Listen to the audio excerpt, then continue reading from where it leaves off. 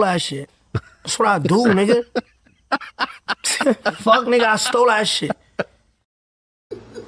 That's what a lot of y'all word, cuz. Y'all word ass people. I'm tired of that shit. Don't call me when I'm gone. Don't call me when I'm gone. You ain't care when I was yours. Now you feel it in your soul. Too late. I'm gone. You ain't love me, you was bored. Now you crying, now you're torn. I don't feel you anymore. Too late. I'm gone. You was playing both sides, I could see it. Every time I asked you about it, you ain't mean it. I was all in, you was halfway. Now you tryna fix it, but it's too late. I gave you time, you wasting mine. Now you hitting my line, I decline. You ain't gotta lie, I peep game. Now you switching up cause I changed. Don't call me when I'm gone. You ain't care when I was yours. Now you feel it in your soul. Too late. Don't call me when I'm gone. You ain't care when I was yours. Now you feel it in your soul. Too late. I'm gone. I was right there. You ain't see me. Now I'm gone. Now you need me. Same nights you was outside. I was waiting. You was living life. Now it's too late. I moved on. New phone. You get no response. You don't miss me. You miss control. You don't love me. You miss my soul. Why you calling now? I don't hear a sound. Where you was back then when I held you down. Don't call me when I'm gone. You ain't care when I was yours. Now you feel it in your soul. Don't call me when I'm gone. You ain't love me, you was bored. Now you crying out, you torn. I don't feel you anymore. Too late. I'm gone.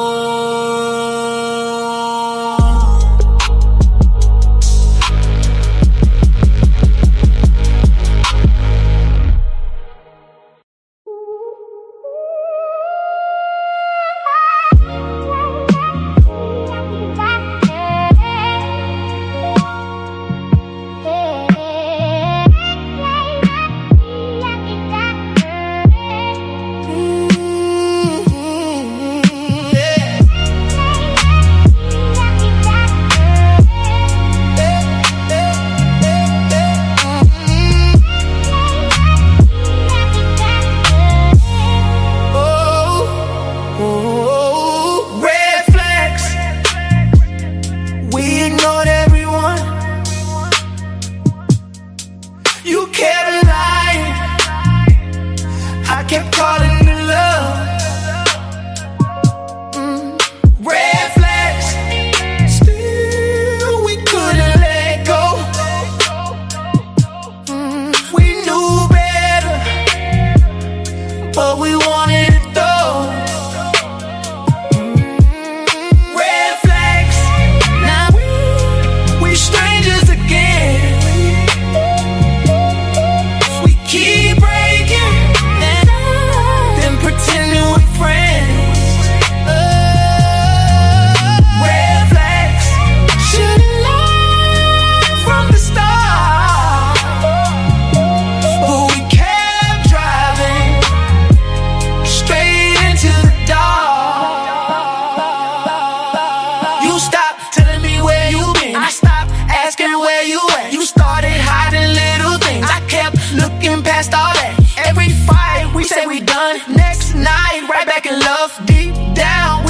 truth, we just ain't wanna give it up. You blame me, I blame you. Truth is, we both know love ain't always enough to say. Two people walking the same mistake.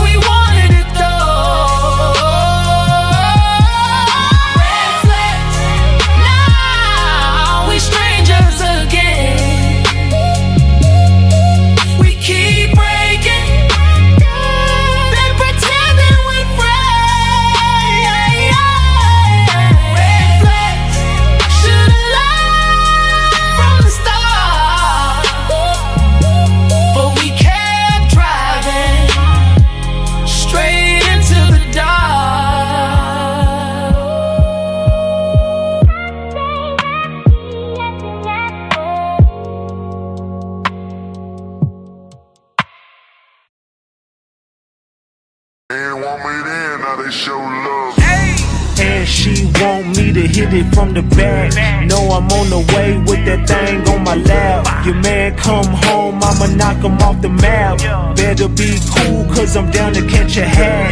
Got the cup feel, so you know it's going down. Riding down the E-way, seat on recline. She texts where you at, girl, you know I'm a rhyme. I ain't sharing no low, keep it on my mind. Gotta creep slow when you're beating down the road. Tall, light skin, skinny, tatted with the gold. She tryna get close, said she knew me from before. Every girl want the king, but you already know. Back then they ain't want me, I was riding solo slow. Now they tryna pull up, said they knew me from the slow. Back then they ain't want me, I was riding solo slow. Back then they ain't want me, I was riding solo slow. Now they tryna pull up, said they knew me from before. I was steady grinding, trunk beating down the road. Back then they ain't want me, now they love the way I glow. Back then they ain't want me, I was riding solo slow. Now they tryna pull up, say they knew me from before.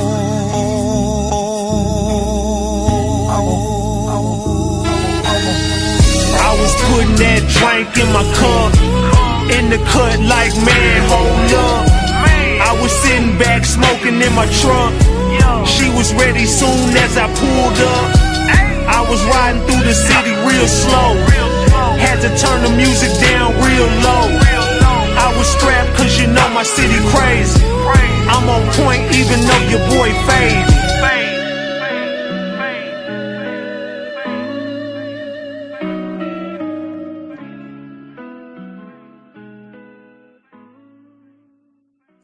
Hey, know I'm tone bot, know I'm tone bot, know I'm tone bot. We back, Ratchet Gang. We back with another one. We back with another banger. Let's get the likes up. Look, you might have forgot. Hell, they might have forgot. But you already know it's the king. Too loyal, know I'm tone bot. Ratchet TV. Hey, y'all already know, man. Y'all already know. Get the likes up if you in the building. And if you're new to the channel, hit that subscribe button, tap that notification bell so you can get the drop whenever I drop. So boom. Man. We got to talk, Ratchet Gang. We got to chop it up. Look, right about now, we got to chop it up about this Mo 3 case, man. It's been a slippery slope out here, man. I don't know if y'all was tapped into what was going on today, if y'all caught my earlier live that I did, but it's a lot in the water right now. So looking to the judge, she was accused of taking bribes from lawyers in the past. Let's not forget. Okay, so I got some interesting information from y'all for y'all tonight. It's crazy that you brought that up. See, I got to be real careful with this, but this is some information that came to me about some things that are going on in this case, right? Salute to the jewels y'all be dropping and the gems, the jewels, whatever they're called out there. Salute for those. If everybody in the building would do me a favor, double tap your screen. Just double tap your screen. Get these likes up. Let's get ready to get this content out, man. We got a lot to talk about. As y'all see, I'm probably like a little. This is one of them ones, man. You know what I'm saying? I stayed up. I already knew that the trial was still going on tomorrow. I already knew what was going on. I knew it was up because I got people, you know what I'm saying, inside that building. So I already knew. You know what I'm saying? I already knew that when I made that post, I'm pump faking. You know what I'm saying? I already know what's up. I know exactly what they're trying to do. They don't think that they don't know who I know up in this mug. So they're trying to play games in the media and trying to run little. They didn't want anybody, you know what I'm saying? Whoop de whoop. They didn't want me up in that motherfucker today. You know what I'm saying? Of course not, you know? So I got up and went. I already know what's going on. But boom, as soon as I get there, I see Yella Beezy. Boom, I get the recording of Yella Beezy.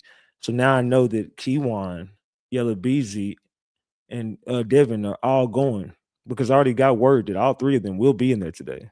Devin came last. And Devin's didn't go so well, allegedly. And everything I say is alleged, and it's all under the Fair Use Act. And you can see the Fair Use disclaimer in the description of this video and in the description of all my videos. This is just for entertainment and educational purposes only. This is just to educate my people on what we've been covering over here. Like I said, it's all under the Fair Use Act, and you can see the Fair Use disclaimer in the description of this video. And everything I say is alleged. Allegedly, y'all. Salute. All right. So last night, a lot of shit happened, and I let it happen over here. You know, I know everybody was like, Ratchet, are you gonna do anything? Or you gonna say something? I'm just chilling, you know what I'm saying? I already know. Whoop. I already know what it is, you know. So, and plus I know what the fuck is gonna happen, you know what I'm saying, in the wee hours of the morning. And I'm just thinking, while all this shit is going on the panel last night, I'm just thinking, something is happening. Like, what's coming? Something is coming. Kewon kept on pressing this little issue, like I got something big coming. Everybody gonna have their jaws dropped. Well, little did you know, fam, when it comes to this Mo3 content, nobody can fuck with me. Like you can't, I don't give a damn who covering what. You can have you a good night, whatever. I'm gonna clean everything up because everything that I say is gonna change the game. We've been doing this for damn near 6 years, and we are explosive inside that courtroom. Just be honest, chat. From what we've heard so far, just by what you've heard so far, was that not everything that we basically covered in 2021 in a nutshell, word for word, and everybody involved? And if you would just go back and watch the first year of my platform, every single thing that we're watching right now is everything that I said, leading up into what I proved that they did in 2020, in 2020. You know what I'm saying? I had these dudes by the fucking, I had them the whole time. I had Jerry Johnson at the very beginning. I had Jose Bodega at the very beginning, Kewon White and Jose Bodega, the connection. It was them two. You know what I'm saying? Come to find out, they was trapping together. Devin Brown being connected with that house. Trapboy Freddy being connected to all this shit on behind the scenes, though Trapboy Freddy's not really with them, but he's definitely a part of, you know what I'm saying? Whoop. He got a big, and I also exposed Lil Ronnie back then. Who else? I had Yella Beezy. I told y'all Yella Beezy put the money up. I had all these dudes in the very beginning. So all the stuff that we were saying, it's like we're watching this shit all over again. It's kind of like a rerun to Ratchet TV in the platform. So as far as this case goes, do I look like I'm credible or non-credible? Just be honest. From what you've been seeing from the trial, I can understand why a lot of people ain't showing up because y'all motherfuckers was lying. The whole reason I got into this game was because everybody was lying. If y'all would have never been lying in the first place, there probably would have never ended up being a Ratchet TV. I didn't have no plans on doing what I did, but it's just crazy that I did what I did to just expose all the liars that was telling the story wrong, and I knew what the fuck was going on. So I just started doing videos to prove I know exactly what the fuck is going on. Let me show y'all. This is what's going on. I made a show out of it. It ended up being what it was, a circus, and that's what becomes of the Mo3 sector that we're looking at today. But I say all that to say we can all figure out how this is going to end too. We can figure out how this is going to end. This is the end of the road. I'm trying to make a point here. Let me land the plane. I don't want to keep going around this. Let's just land the plane. It all leads up into right now. Everything that we ever covered, it's leading up into this very moment that we're looking at, bro. This is it. This is the end. People are still trying to prolong this. No, it's over. The judge said today, this ends. Like we're going. We're moving forward. Trial starts August 24th. Period.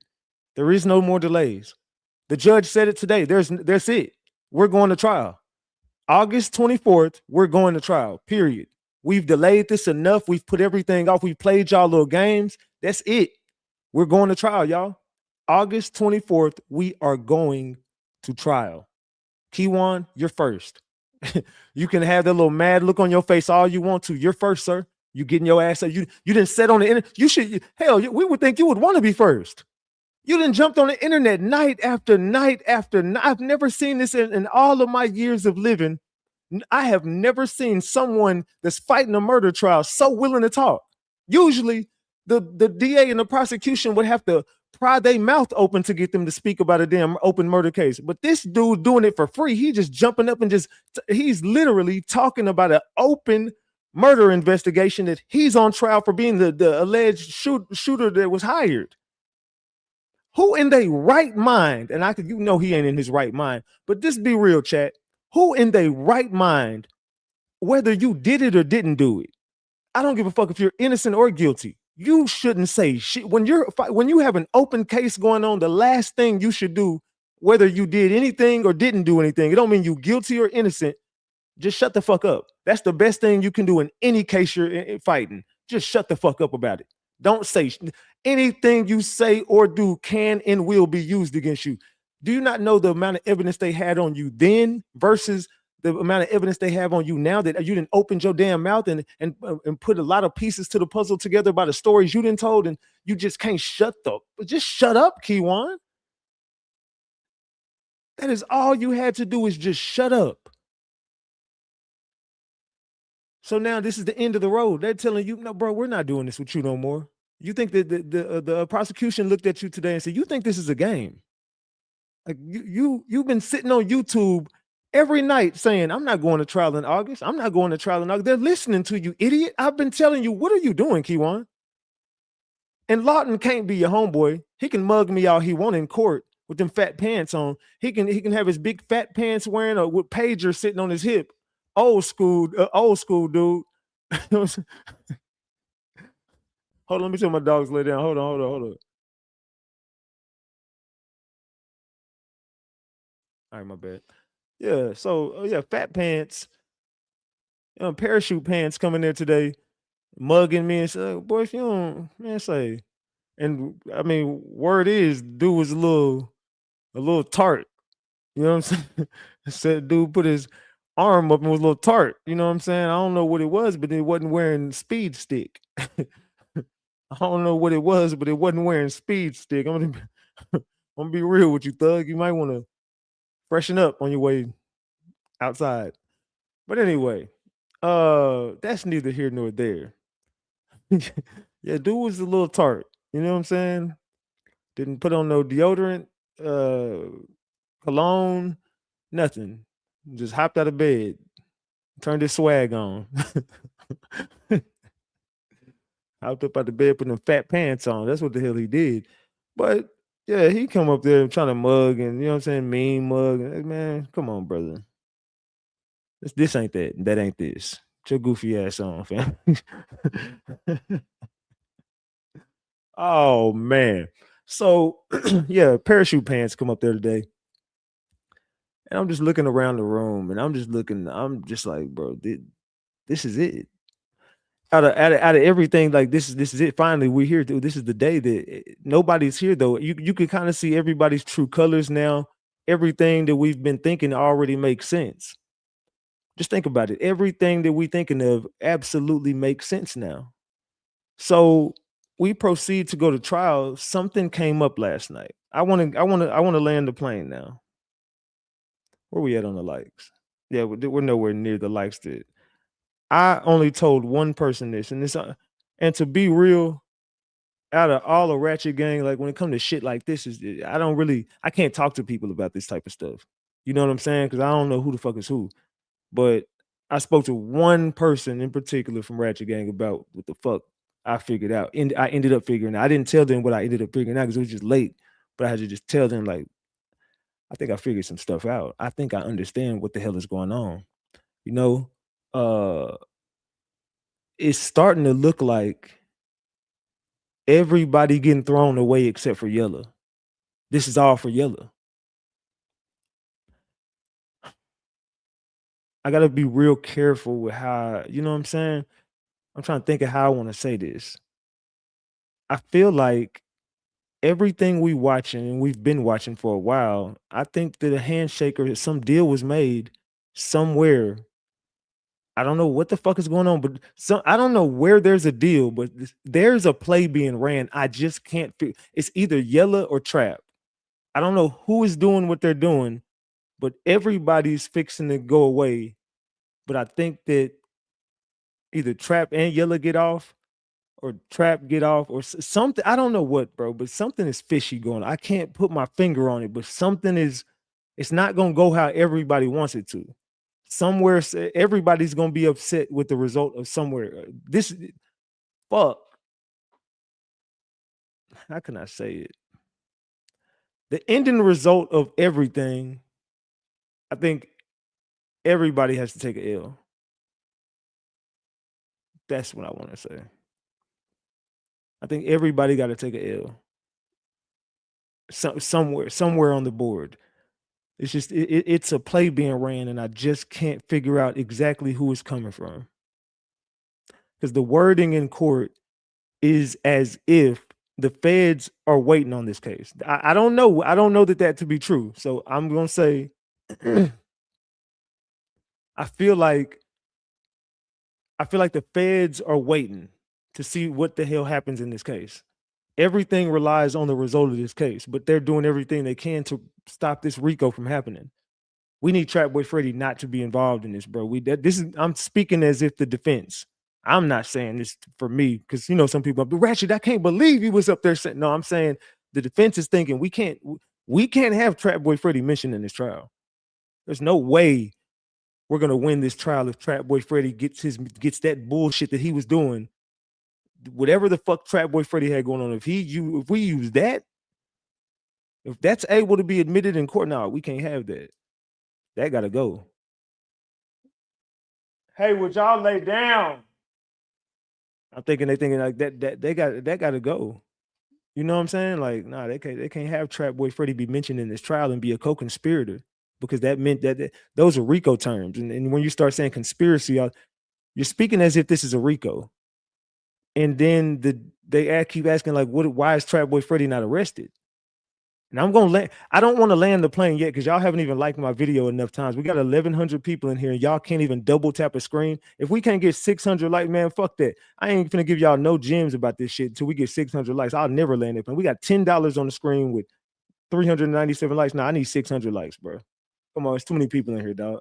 We need 200 likes right now. Double tap the screen. That's all you gotta do is just double tap that screen. It don't cost nothing. It's free. You know what I'm saying? Let's keep it a bug. It's 431. Come on, man.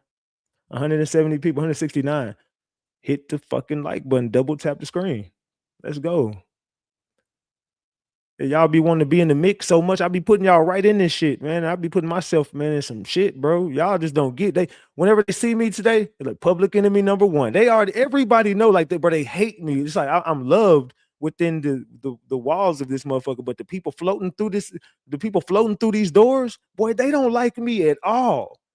Boy, these people want my head. They be like, man, public enemy number one. But everybody pull up in that motherfucker be mugging the hell out of Ratchet, bro. They do not fuck with me. They don't, not even a little bit, bro. Like, yeah, shit can go left at any moment. But yeah, I mean, it is what it is. That's it. I like to browse Ratchet. You can still browse if you it should be a full screen. Oh, I know what you mean. You can't browse on the. No, you don't need to be nowhere else but right here. You don't need to be nowhere else. You good right here. You shouldn't be browsing nothing when I be dropping these gems. All right, we still need 85 people to hit the like. I mean, 75 people hit the like. Double tap the screen. Double tap the screen. 75 people, man. Double tap your screen. Because I figured out some shit last night, bro. they feel like the feds are coming. Well, the way they speak in court, it's as if the feds are coming. 75 people double tap your screen, man. They keep speaking this as if the RICO's coming.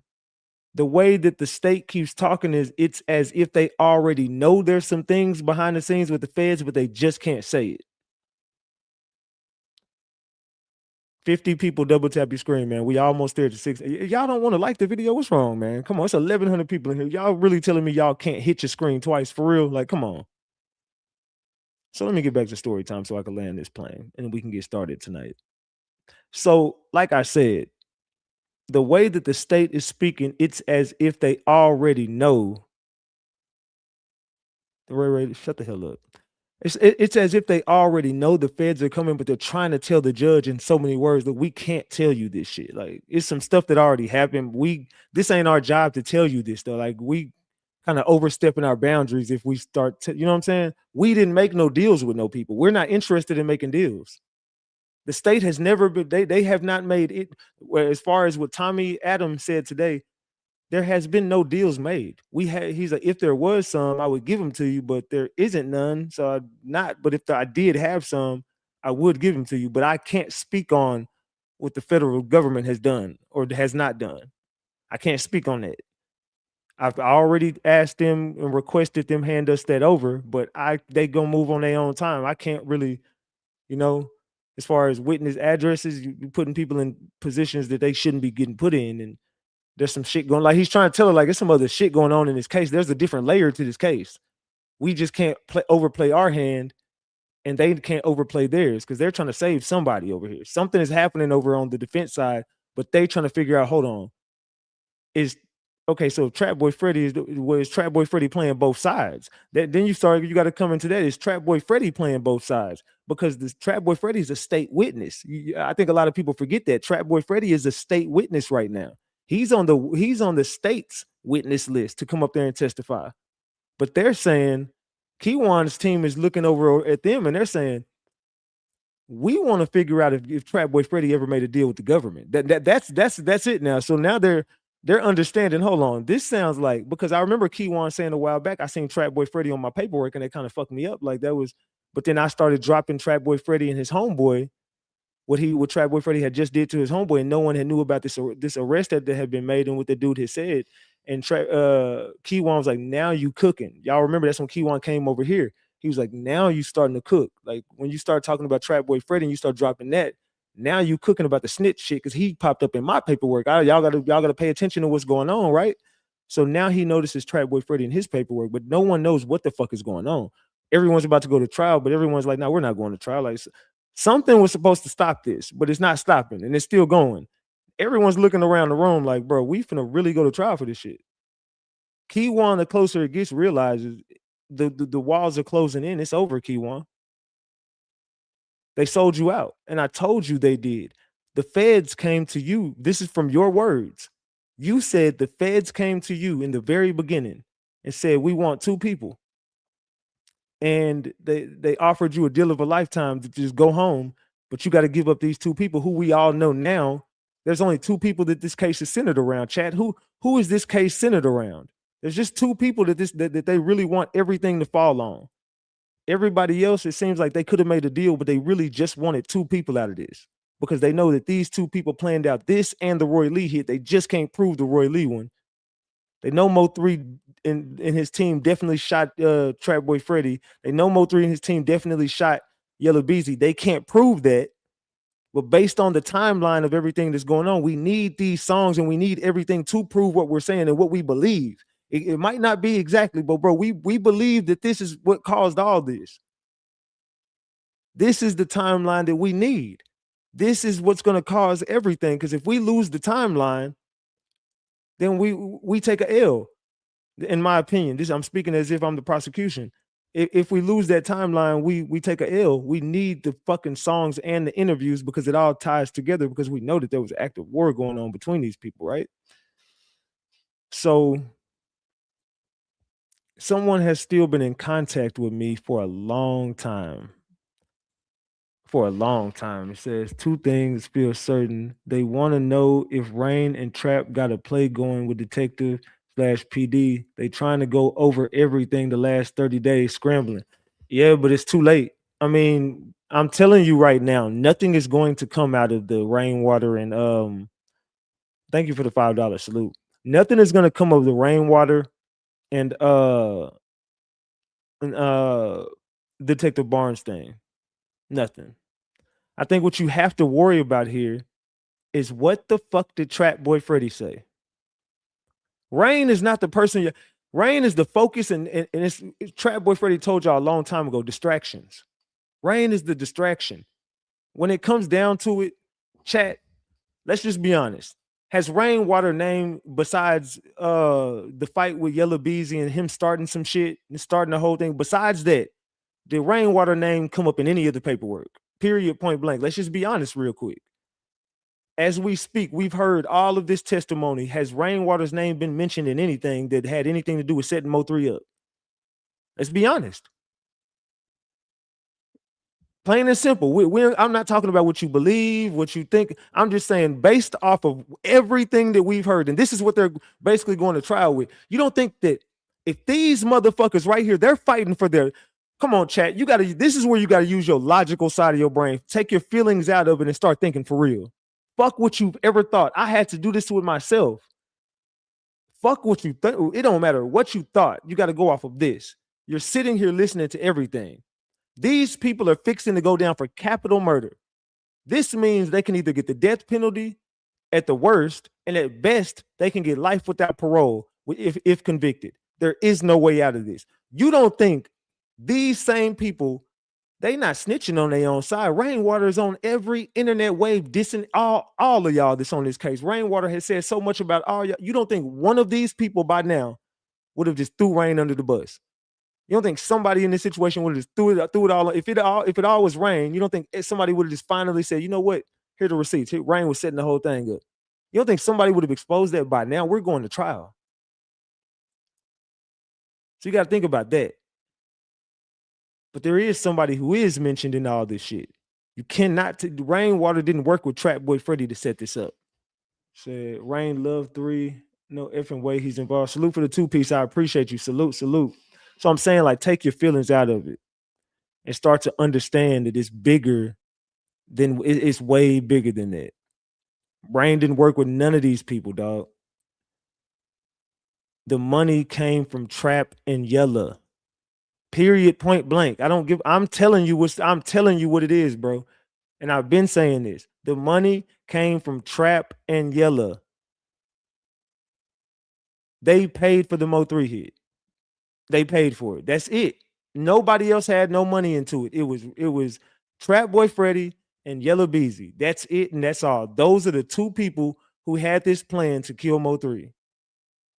And they discussed it around the GRC members and probably some CME members, but the GRC members are who are mentioned in the paperwork. So it's looking like the meetings were happening with the GRC members. Trapboy Freddy probably wasn't at none of that shit, but he definitely told Yella Beezy exactly what it was. Him and Yella Beezy had a clear understanding of what the hell they was doing. I know, speaking on defenses, move today, brother. Salute. I appreciate the 2-piece. Salute. So I say all that to say, when I'm sitting here looking at this today, something is starting to make sense. Someone hit me up, and it was, does anybody, I'm gonna throw something in the chat, and then see if y'all can put it together. Hold on. I'm gonna throw something in the chat. See if y'all can put it together. There you go. See if y'all can put it together. Y'all see it? I got a call. Well, I spoke with somebody last night.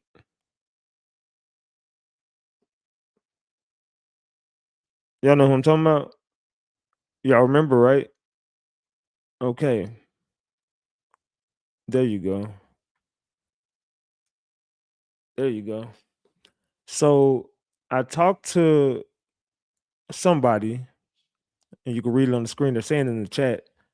I talked to somebody last night, about someone who approached me, because I remember going back into my receipts.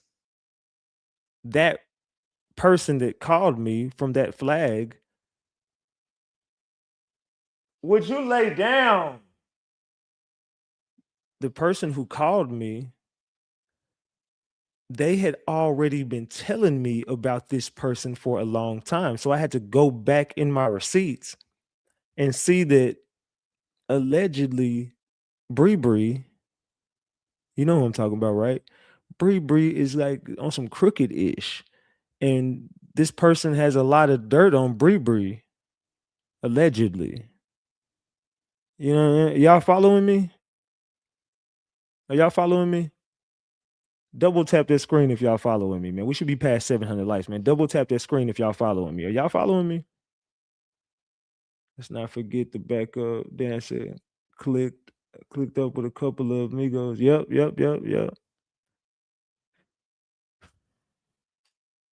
Is it making sense, chat?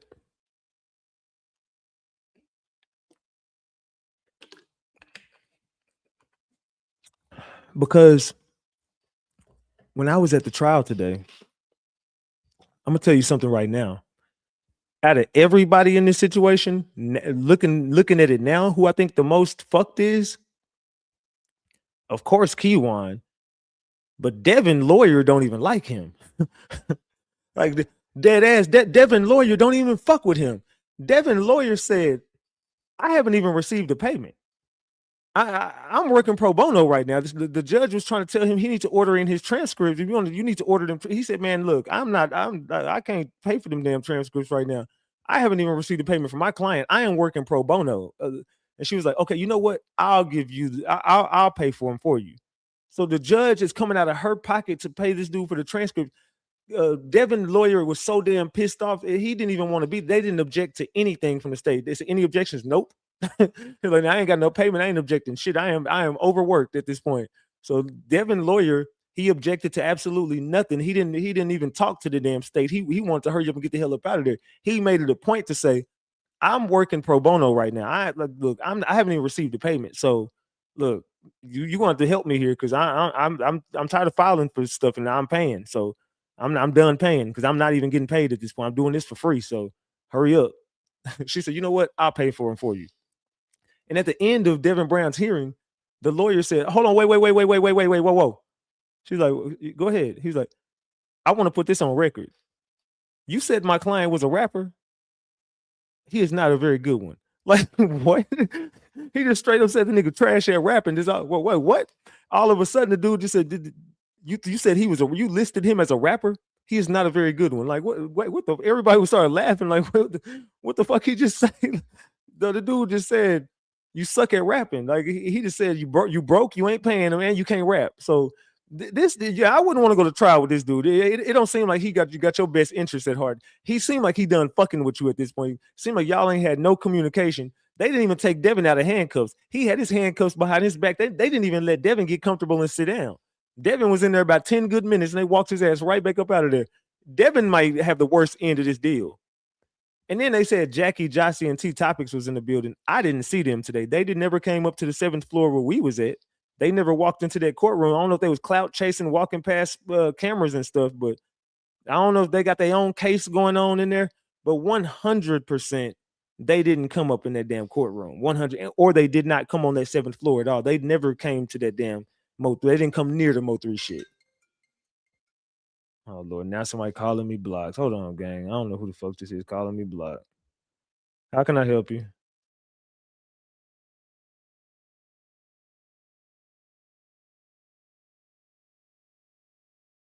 Oh my God. Somebody actually listening to my damn live in the background. It's a woman. She's like, hello? It's a woman listening to my damn YouTube live calling me blocked. It's a weird ass song, man. State uploaded their most recent list of motions granted, held, and denied today. Yeah. Salute. I appreciate that. It's a 24-page document. All right, let me copy that. Give me 1 second while I send this to myself. Hold on 1 second, y'all. Man. All right. So so I'm watching the courtroom. I see Devin lawyer not fucking with him. I see Kewon lawyer struggling. I'm talking about Kewon's lawyer struggle. She can't even keep up at this point. Everybody was just starting to look bad in that courtroom. It was like the defense's worst day. Yella Beezy was the only one like, we ready right now. So Yella Beezy and his camp are saying they ready. Kewon, he seriously thought that he was gonna remember everybody in the chat. Remember Kewon kept going on live. Yeah, I got a master plan, man. Yep, what's coming next, boy? When they come to my next court hearing, everybody jaws finna drop when they see my lawyer was like, how you come up with this story in like 5 minutes like that? How you? Yeah, man, my lawyer was even shocked at this plan that I had. Boy, my lawyer was shocked when she heard this. Man, I'm giving y'all the real, man. I'm telling y'all, man. My lawyer, boy, my lawyer, she loved this idea. So then I start to hear little ruffles behind the scenes, like lawyer might have kind of already knew Buddy was on some internet shit, and lawyer ain't really saying nothing because lawyer's kind of pushing him out there to go do this dumb shit anyway. Allegedly. Allegedly. You know what I'm saying? Little Bree might be kind of running a play here. Little Bree might, because from what I heard when Little Bree walked up to me saying, "Oh, I don't know who you are. You know, you knew exactly who the fuck I was when I walked through those doors. Remember, your client talks so damn much. He said my lawyer already has a list of content creators and their pictures."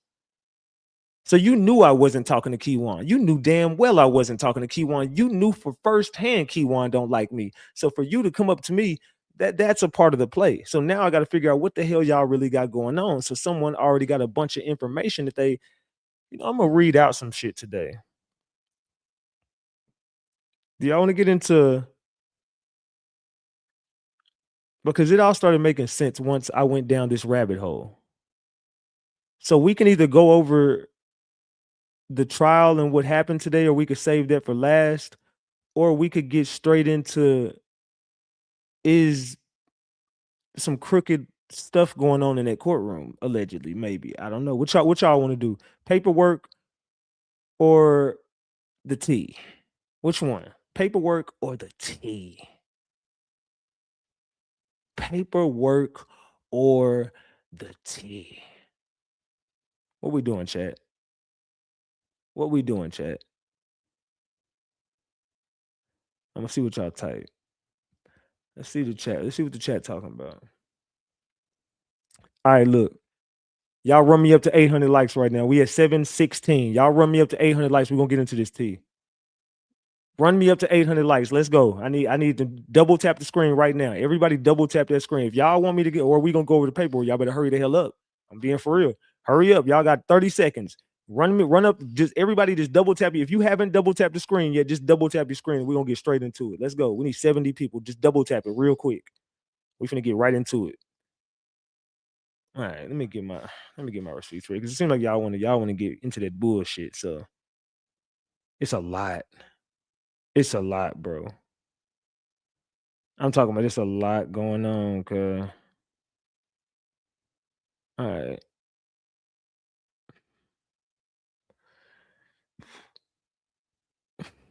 Let me see. All right. Hold on. 1 second. What is this? Funny how you started saying rain has nothing to do with the setup soon as you dropped some music. So just today, when I decided to drop an album, you telling me I just switched my stance on that today, or did I've been saying this shit? I've been saying this for quite some time before any music dropped. So let's be honest, before any music dropped, what the fuck? Rain? You think so? Rain ain't posting my music and got nothing to do. Man, come on, bro. Y'all be too fanned out, bro. I swear, some of y'all be way too fanned out, bro. They said, so player has warned you not to mention Devin. Kewon just played everyone. He wanted to go first just to put on the show. He ain't 5 cars outside waiting. I don't know who this dude is. Who is Dr. Miles Wind? Who is Dr. Miles Wind? Y'all figure out who the hell that is. Y'all figure out who the hell that is, man. Because that dude's saying some weird, sketchy stuff in the chat. I don't know what he got going on. I don't know who the hell that is or what he got going on. All right, let's get. Yeah, we passed 800. All right, so let me get back over here. Y'all trying to distract me, bro. All right. All right. So a woman identifying herself as Kewon White's ex-wife is making some serious allegations, chat. Thank y'all to everybody. Salute for the 5-piece. Hold on. Ain't nothing quicker than the cross, but the double cross. That's facts. That's facts. So thank y'all for everybody dropping the gems and shit. All right, so let's get into story time, chat. If I missed you, I ain't dish you. I'm in my phone right now, and I'm going over some shit. So salute to anybody who does donate or anything like that. I appreciate y'all. But if you want my attention, just drop a super chat. But if you sending gems and shit, I see y'all. Salute to everybody, but I'm not looking at the screen right now. So salute. All right, so a woman identifying herself as Kewon White's ex-wife is making serious allegations about his lawyer, claiming the defense has been mishandled for years, that Kewon is being controlled by people around him, and that the current courtroom problems were predictable. So tonight, I'm breaking down a long series of private messages I received from a woman identifying herself as Kewon White's ex-wife. She contacted me after Kewon's attorney, Bree West, walked up to me at the courthouse and told me to terminate all conversations with Kewon, even though I have never spoken to Kewon about any of this shit recently, right? Now this woman is making some extremely serious allegations about Bree West, the people surrounding Kewon, the way his case is being handled, and what she believes is about to happen in court. Let me be clear before we start. These are her allegations. I have not independently verified everything she says. I'm going to separate from what she claims to what she claims to know personally, what she says Kewon told her, what appears to be her own opinion, and what we would need evidence before anybody could call a fact. So that's my disclaimer for this live, okay? Because it's about to get out of my control. You know what I'm saying? It's about to get out of my control in a minute. Salute to the jewels, man. I appreciate that. Salute, salute. All right, are y'all ready for this? Chat, are y'all ready? Has anybody seen the Bree West interaction with me? Did everybody get to see Bree West come up to me in that courtroom? Drop the gems if you've seen Bree West approach me. Drop the eyeballs if you don't know what the hell I'm talking about. Let me know in the chat. Did y'all get to see it? Drop the gems if you did. Drop the eyeballs if you missed it. Let's see.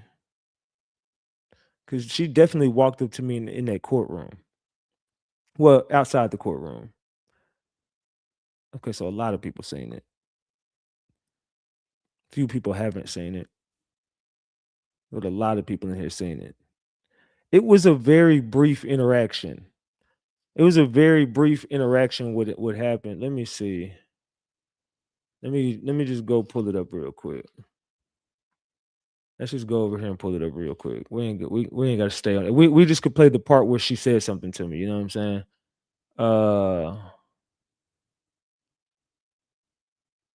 Let's go over here. Hold on.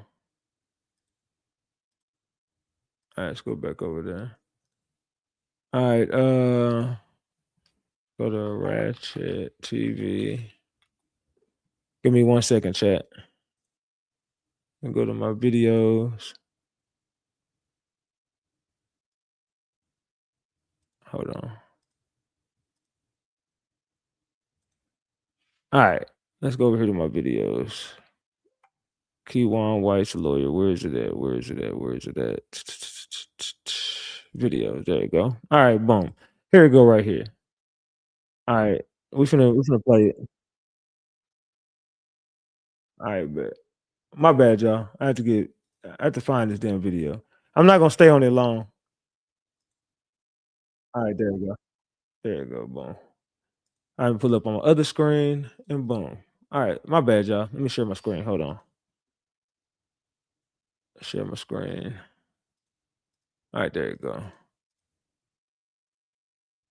Let's go. Hold on one second. All right, so this is where me and Bree West had a brief interaction with each other. I just want to show y'all this because it's gonna make sense what I'm going to show y'all. If you are, how am I talking to Kewon and I'm on my YouTube? I'm not talking to Kewon. Idea. I don't talk to I want to make sure. I don't talk to Kewon White. We have a fight ahead of us. Who told you I'm talking to Kewon? I want to make sure. I'm trying to protect my client. I've never contacted Kewon. That's fine. I'm trying to protect my client. Well, you need to tell your client to stay off the internet. I'm trying to protect my client. So if you are having a conversation with him, I would ask. When I have never. If you are, I'm going to ask you to terminate. Who am I? I don't even know who you are. So then how would you say I'm having a conversation if you don't even know who I am? Somebody came and told me, so I'm coming to ask Someone you. came and told you I'm having a conversation with Kewon. My only request is if you are, I'm trying to protect my client. Then you should talk to your client and tell him to stay off the internet. I appreciate whatever it is that you're saying and whatever it is that you're doing. I'm not trying to interrupt it. You definitely interrupted me. Protect the criminal justice system and the rights. You protect your client, but tell him to stay off the internet. He does interviews on YouTube all day talking to people. I don't talk to him, but he talks to content creators all day long. Not talking to him now. I haven't talked to him in the past. I don't talk to him now, and I don't plan on talking to him in the future. Okay, I appreciate. Talk to your client. You can't tell me what to do, man. You can't tell me who the hell to talk to. I don't talk to. So that was the brief interaction that I had with Bree West, right? So that led up to, someone giving me some things that I may or may not need, right? So that was the brief interaction that I had with her. So if you think Bree West was in the right, drop the gems. If you think she was fucked up for doing that, drop the caps right now.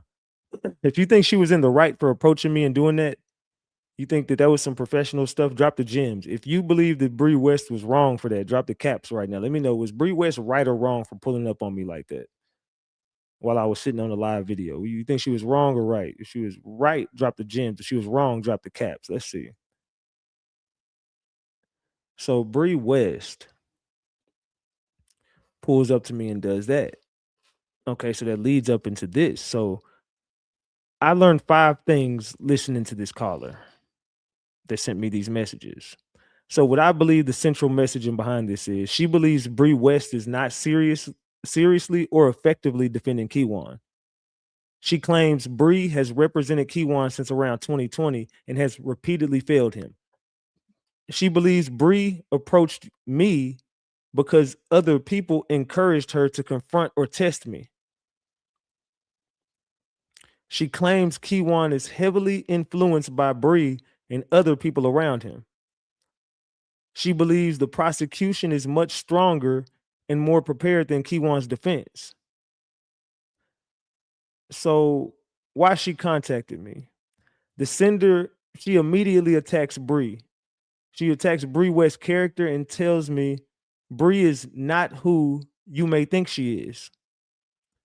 She claims Bree is a coward, a liar, lazy, inexperienced, unethical, afraid of being exposed, more interested in public attention than defending Kewon, unwilling to file motions or aggressively challenge the government.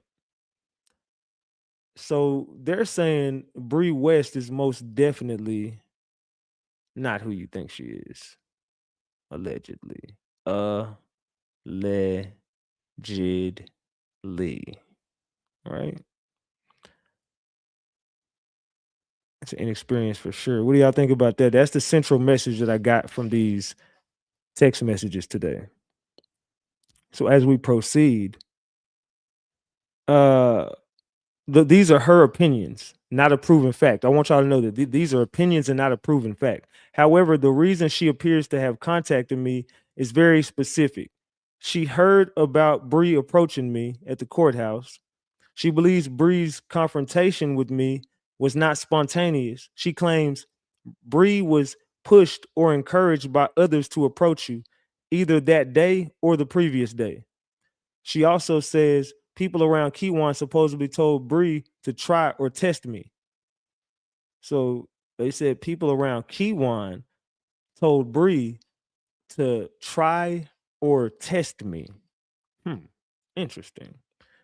So this is, again, Kewon White's ex-wife. We call her the cartel lady over here. she's always gave me some credible information on everybody she's talked about. She's told me about the PI lady. She's told me about Bree West from the beginning. She told me about Trap from the beginning. She's I could say she ain't never led me in the wrong direction, if I'm being real.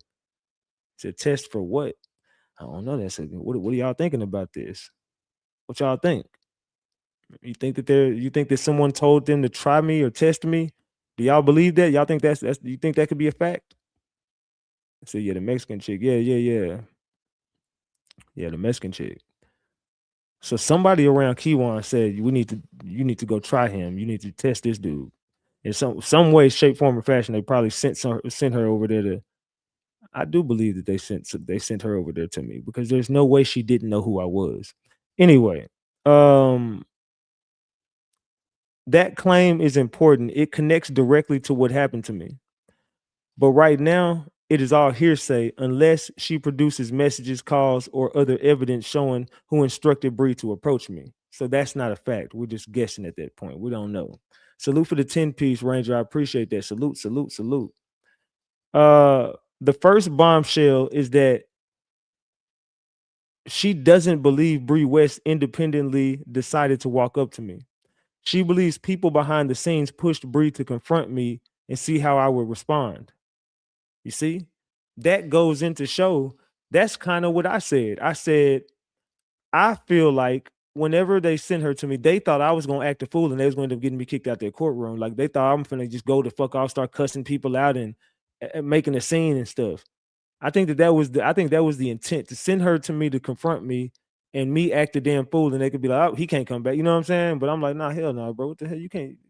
I'm calmly just telling her, look, you need to talk to your client, man. I don't know what the hell you're talking about, but you're interrupting me and I'm not talking to that dude. So I want to talk to your client. So definitely, I think that somebody sent her over there. So the claim that Bree already knew who I was. One of the more interesting statements that the sender claims she personally sent Bree West my videos before speaking to me publicly. So Bree West knew who I was from the beginning because the cartel lady had been sending Bree my videos. Before the cartel lady ever reached out to me, she reached out to Bree about my content. So Bree already knew who I was from the very beginning because this Mexican chick is the one who put Bree on to me. Man.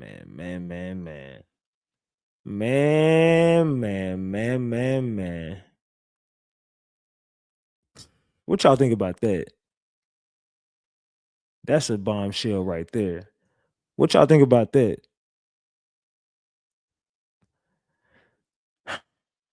Oh, she's somebody. When you figure out who the connection is through, you're gonna be like, what the fuck? So of course she knew who you were. She ain't about to walk up on no stranger and say that dumb shit. Yeah, exactly, Rock. Exactly. They said it's some snakes in the cliff. Yeah, most definitely. It's a lot of snakes in no cliff. Right, Sin? She finna F around to find out. But yeah, okay, so let's get back to it. She also says, I personally was the first to send videos of her to of you. Well, she said of her to yours, but she was saying I personally was the first to send her videos of you. She claims this happened at the request of Kewon's family members. That potentially undermines any suggestion that Bree did not know exactly who you were when she approached you. So they're saying, look, for a fact, she knew who you was because we all been talking about you. Man.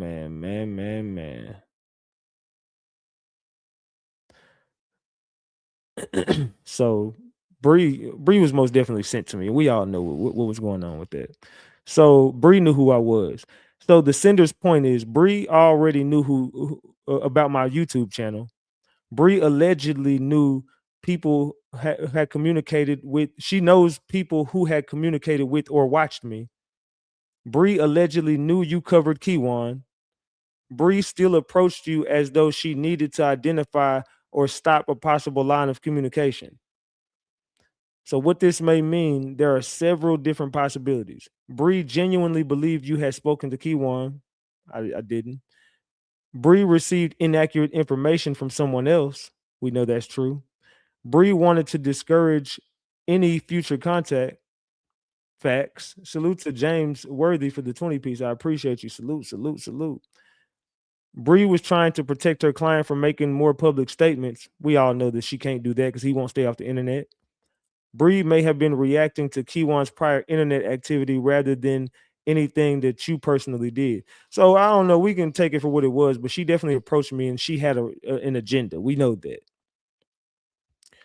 So she is claiming that Bree didn't just randomly discover Ratchet TV that day. According to her, Bree had already been sent my videos and knew exactly who I was. So her history with Bree. The sender says her distrust of Bree did not begin with the current murder case. She claims Bree represented Kewon in an earlier federal matter around 2020. Her story is that Bree was paid a large amount of money. Bree repeatedly sought continuances. Bree allegedly failed to complete or present a full defense. Kewon received a harsh or maximum sentence. The sender believes Bree could have at least argued for a lower sentence. Kewon allegedly told her details after that earlier case. She says what she later learned made her angry. This is one of the more concrete allegations because it points to an identifiable prior case that could potentially be checked through court records. My source, you know what it is. Let's look into that. However, her conclusion that Bree caused the bad outcome is still up for debate, but a harsh sentence does not by itself prove ineffective representation. So to verify this, we will need the case number, attorney appearance record, motions filed, sentencing, and hearing transcripts, the judge's sentence, and any appeal if they even apply for an appeal. But I'm pretty sure we can get our hands on that. So she says this didn't start yesterday. She claims she watched Bree represent Kewon in a federal case dating back to 2020, and she believes the same problems she saw then are happening now. So her main complaint about the current defense is the sender she repeatedly says Bree is failing to do the basic work necessary to protect Kewon. Her accusations include not filing necessary motions, not addressing Kewon's medical records, not challenging his single cell placement, not correcting alleged privacy violations, not controlling Kewon's public communications, not telling certain people around Kewon to stop speaking publicly, filing continuances rather than confronting the case, failing to communicate honesty with the family, failing to aggressively defend Kewon in court.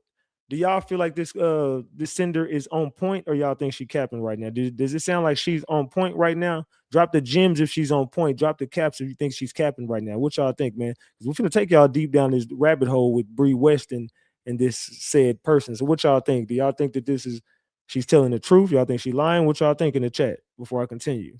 Gems for the truth, caps for a lie.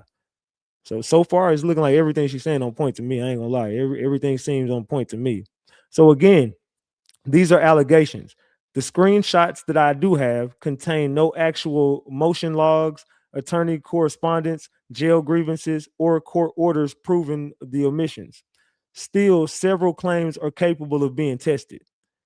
So what can be verified is I can compare her allegations against the public docket, motions filed by Bree, motions concerning jail placement, motions concerning medical treatment, continuance requests, protective orders, motions to suppress, discovery disputes, court statements by the judge, whether Kewon personally complains about the counsel on his record. So he doesn't complain, but Kewon is not the brightest branch on the tree.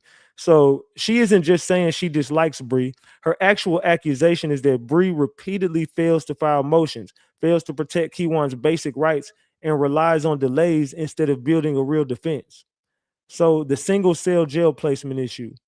The sender repeatedly references Kewon being held in a single cell. At different points, she claims he was isolated. Bree did not challenge it. Kewon told people he needed to enter general population. She questions whether he was truthful about his housing situation. She suggests he may have been afraid of being assaulted. She references someone allegedly hitting him. She claims officials and people in the jail knew what was happening. These statements are difficult to follow because, you know what I'm saying, whatever. On one hand, she criticizes Bree for not challenging Kewon's isolation. On the other hand, she appears to suggest Kewon may be safer in a single cell and may have been afraid to get moved into general population. So this raises a credibility issue. Is single cell placement being described as mistreatment, protection, or both? I don't really know. So I'm not sure if Kewon is supposed to be in that single cell, if he wants to be, or because from what I heard at the hearing, they said that they had a hit on Kewon and they felt he needed to be moved to a single cell to protect his safety because he wants to get moved out of Dallas County. That's what I heard today. But let's continue. So the messages suggest there may have been a dispute involving Kewon's safety, his placement in protective housing or isolation, his willingness to join general population. Whether his lawyer accurately communicated that about that situation is up for debate. She also keeps referring to Kewon's housing situation, but her story is not completely clear. At different times, she describes single cell placement as a violation and also suggests Kewon may have been afraid to enter general population. The sender says Kewon has mental issues. That is a sensitive medical allegation and should be presented as a fact. I do know that to be a fact, though, allegedly. She appears to use it to explain why he allegedly makes poor decisions, why he stays online, why he listens to certain people, why he changes his mind, why he may be easy to influence, why he and the sender eventually fell out. So I've seen his medical records allegedly, but so she alleges Kewon definitely has mental health issues. And she said this verbatim, she says Kewon has mental issues. He has mental health issues, seriously. She also makes a sensitive claim about Kewon's mental health. I'm not confirming that at all. I'm not independently confirming anything. I'm only telling you what she allegedly said he has going on and what's wrong with his pattern of behavior. So she also claims Kewon takes orders from Bree. One of the strongest themes is that her belief that Bree controls Kewon. She stated, Kewon takes orders from her. She claims being incarcerated for so long has made him more likely to follow Bree's instructions. She also alleged Bree influenced Kewon to stop communicating with her, ignore her questions, distance herself from people she considered supportive, continue listening to other questionable figures. This sounds like proof of unethical manipulation, or more like a breakdown between Kewon, his former wife, his attorney, his family, and his other associates.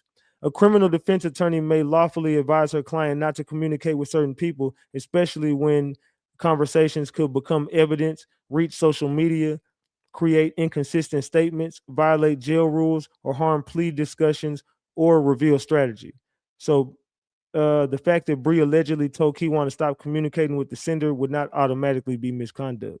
But she also says she called it manipulation. She said a defense lawyer may call it controlling communication without seeing what was said or why. We cannot automatically call it unethical, though. So I don't know what the hell's going on between her and Bree, but her and Bree got some issues. So the sender repeatedly suggests Kewon is surrounded by people who are hurting him. Names that she referenced include Bree West, Lawton, Washington, Ashford, Ducky, Kewon's brothers, Kewon's family members, other attorneys, people she calls associates, and people she believes pushed Bree to confront me. Her overall theory is that a network of people control Kewon, encourage him to make bad decisions, allow him to speak online, uses Bree as a weak or complaint attorney, prevents stronger lawyers from taking over, has cornered Kewon. But the relationships are not clearly explained. Ducky, she says that before Ducky passed away, she was arranging for stronger attorneys to take over. She says Kewon listened mainly to her and Ducky at that time. After Ducky died and Kewon's brother left, she claims Kewon stopped listening. This suggests the sender sees herself and Ducky as the only people who previously had Kewon's best interest at heart. They may be sincere, but it also reveals a strong personal bias. She believes she was uniquely capable of protecting him. She says she paints a picture of Kewon being surrounded by competing groups, family, attorney, friends, online personalities, and jail contacts, with everybody pulling him in different directions. The Washington Ashford situation, and this is confusion. She says Mr. Ashford is actually Bree West's boss, Mr. Washington. She indicates the state repeatedly referred to this person as Mr. Ashford, while she believes the relevant attorney or supervisor was Washington. She also states Washington may have had terminal illness or recently died. This section is too confusing to report as a fact without clarification.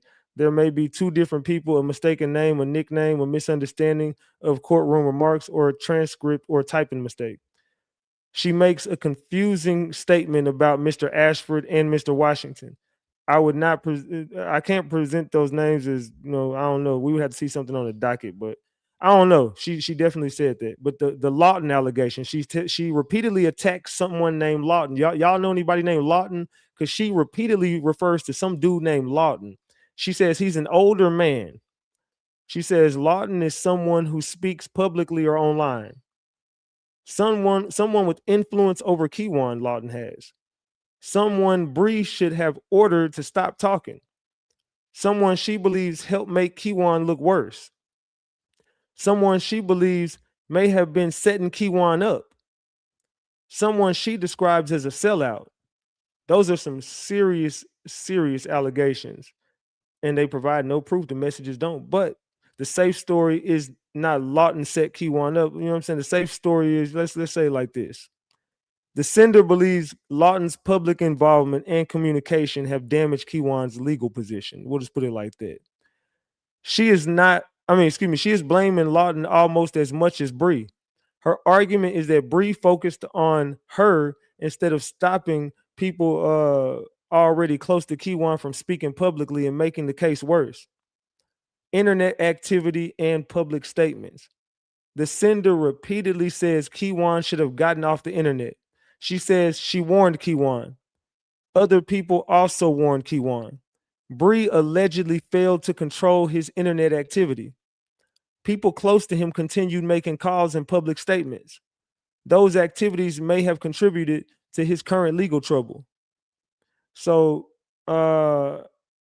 even though this sender hates Bree, she appears to agree with the general proposition that Kewon and those around him should not have been discussing matters publicly. So the sender's position is Bree targeted me outside as a journalist instead of controlling Kewon and other people actually connected to him. The irony is that she and Bree may agree on one thing. Kewon and the people around him need to stop talking. Her complaint is that Bree confronted the wrong person. Why she thinks Bree approached me. She gives me several possible motives. She says Bree was instructed to do it. Bree wanted to test whether you had spoken to Kewon. Bree was nervous about what you might expose. Bree wanted to control the public narrative. Bree believed you were alone and could be intimidated. Bree wanted to appear as though she was defending her client. The strongest interpretation I can get from that is the more serious claim is that Bree was trying to silence me because she feared of exposure. So unless she provides me some evidence, I don't know, but we can only say that. She interprets Bree's confrontation as fear, but another explanation is that Bree genuinely believes someone had been communicating with Kewon and she was trying to stop it. The question is, who gave her my name? That's the question. So who did give her my name, chat? Someone walked up to her and gave her my motherfucking name. Her claim that Bree is using this case for publicity. The sender claims Bree is holding on to a case to promote herself. She also references Bree as allegedly previously seeking a judicial position. Her theory is that this is a high-profile case. Bree benefits from media attention. She wants to be publicly associated with it. She is not actually preparing to fight it. This is an opinion unless she produces some evidence, though. So she believes Bree is using the attention surrounding this case to elevate her own profile. That is motive. that she is assigning that motive to Bree, and it's not something I can prove. So we just got to keep being safe with it. I can't prove what she's saying. So she says this about the judge. She says the judge does not like Bree. She says the judge is tired of Bree. The judge does not respect her. The judge has previously leaned toward Kewon, but Bree lost that advantage. Bree tries to test the court. The judge sees through her tactics. Bree's performance leaves Kewon effectively defending himself. So those are her opinions again. She believes that the judge appears frustrated with Bree's performance. Okay. So let's get to this part.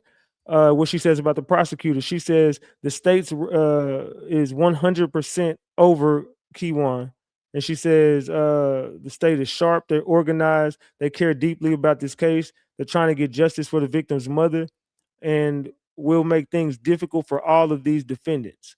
So let's get one of the biggest red flags that I've seen from Kewon's ex-wife is she appears more impressed with the prosecutor than his attorney. She believes the prosecution is prepared and the defense is overwhelmed. So her sympathy is for Mo3's mother. The center states that the victim's mother is innocent and should not be mocked or disrespected.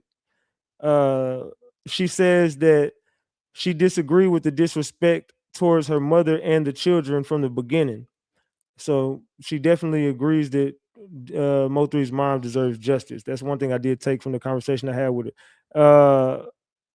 Her credibility. Now, I don't know how credible she is, but I could say from what I've gotten from this lady over the years, she has not lied to me, but she's pointing me in the direction of some shit before. So let's see. She says variations of Bree will regret approaching me. She will disclose Bree's trash. She will report Bree to the bar. She keeps records on people. She has resources and connections. People who giggled will become dead silent. People are watching like vultures or hawks. Bree will be embarrassed. She will wear her out. So those are all what she's saying is going to end up happening with the Bree situation. She said she gonna shut Bree the fuck up. So I don't know. We just got to go with that. So she said this is not facts. I can't say Bree West is corrupt. I can't say Bree West committed bar violations. I can't say Bree intentionally helped Kewon get put in this situation. I can't say that Bree is working with the prosecution. I can't say that Bree is using this case for her publicity. I can't say that Bree is ordered by unnamed people to confront me. I can't say that Lawton set Kewon up. I can't say that Kewon was diagnosed with any mental illnesses. I can't say that the judge has personal bias and hates Bree. I can't say that jail officials violated Kewon's rights. I can't say that Kewon was assaulted in jail. I can't say that the prosecution secretly controls the defense. I can't say that Bree failed to file any necessary motions. I can't say that Washington, Ashford, Lawton, and others are a part of a coordinated circle. Am I starting to make fucking sense? I can't say any of that. Salute Ranger for the 10-piece, man. I appreciate you. Salute. Am I starting to cook now? Am I starting to cook? Tell me when y'all start catching up to what I'm putting down, man, because I'm putting down a whole story for y'all right now. I just hope y'all paying attention. We need 50 people to double tap that screen. We need 50 people to double tap that screen. We need, how many people? Yeah, 50 people double tap the screen. 50 people double tap that screen. Go ahead, gang. So am I starting to cook now? Are y'all starting to understand what I'm putting down? Are y'all starting to understand what I'm putting down? All right, I'm just wondering. All right, so what these messages actually prove, they don't prove the underlying accusations, but they do establish that the sender strongly distrusts Bree West, claims a long history with Kewon and his legal team, believes the defense is weak, claims she shared my videos with Bree, believes others pushed Bree to confront me. She says that she has more evidence, predicts poor courtroom performance, believes Kewon ignored her previous advice, supports continued public reporting, wants me to keep watching Bree, and appears eager to publicly expose Bree. So her most trustworthy claims is Bree West allegedly already knew who I was. She claimed Bree West was encouraged by others to confront me. She alleges Bree has problems with Kewon back all the way back from 2020. She believes Kewon is being controlled by his attorney and his associates. She claims that the defense repeatedly failed to control Kewon's internet activity. She predicts that the prosecution will overwhelm the defense. She claims that she has documents, messages, emails, and calls of Bree. And so these are the biggest questions that I have. Who told Bree West that I had communicated with Kewon? That's number one. Who the fuck told Bree West that I had communicated with Kewon? Why was I approached instead of the people that are publicly connected to Kewon? Did Bree already know who I was before approaching me? That's question number 3. Number 4 I would have is, were my videos previously sent to Bree? Number 5 would be, did Kewon personally instruct Bree to approach me? Number 6, has Kewon complained about Bree's representation? Number 7, what motions has Bree actually filed? Number 8, how many continuances has the defense requested? Number 9, has Bree challenged Kewon's jail placement or medical treatment? Number 10, what happened in Kewon's prior federal case around 2020? Number 11, who are Washington, Ashford, Lawton, and Ducky in relation to Kewon's legal history? Number 12, why does the sender believe stronger attorneys were prevented from taking over Kewon's case? Number 13, is there documentation showing Bree told Kewon to cut off communication with his ex-wife? Number 14, what evidence does this sender have that unnamed people pushed Bree to confront me? And last but not least, why is the sender now supporting exposure of Kewon's own defense team? So that is a very interesting. So let's just put it like this. These messages do not prove Bree West is corrupt, incompetent, or working against her client. They do prove that someone with an alleged long personal history with Kewon has completely lost all confidence in his attorney and believes that the current problem started years before the case. The biggest thing I'm watching is that it's not the insults, it's whether she produces the evidence she keeps promising. Emails, messages, calls, prior case records, any communication showing Bree knew who I was, and showing who pushed her to approach me. Until then, these just remain serious allegations. But now that I have been personally approached at the courthouse, I feel every right to ask where the information came from and why I was confronted over a conversation that never happened. All right. So that was about the Kewon thing. So now I want to get into the Trapboy Freddy thing, which I think all aligns. So Trapboy Freddy hasn't been arrested, and the defense is raising the issue: was Trapboy Freddy approached by the feds? Was Trapboy Freddy approached by the federal government to make a deal in this case? So why hasn't he been arrested? And does a deal exist? The defense raising Trapboy Freddy is important because it puts major questions directly in front of the court. How can the state describe Trapboy Freddy as a co-conspirator, use evidence connected to him, and possibly call him a state witness while he remains uncharged in the Mo3 murder case?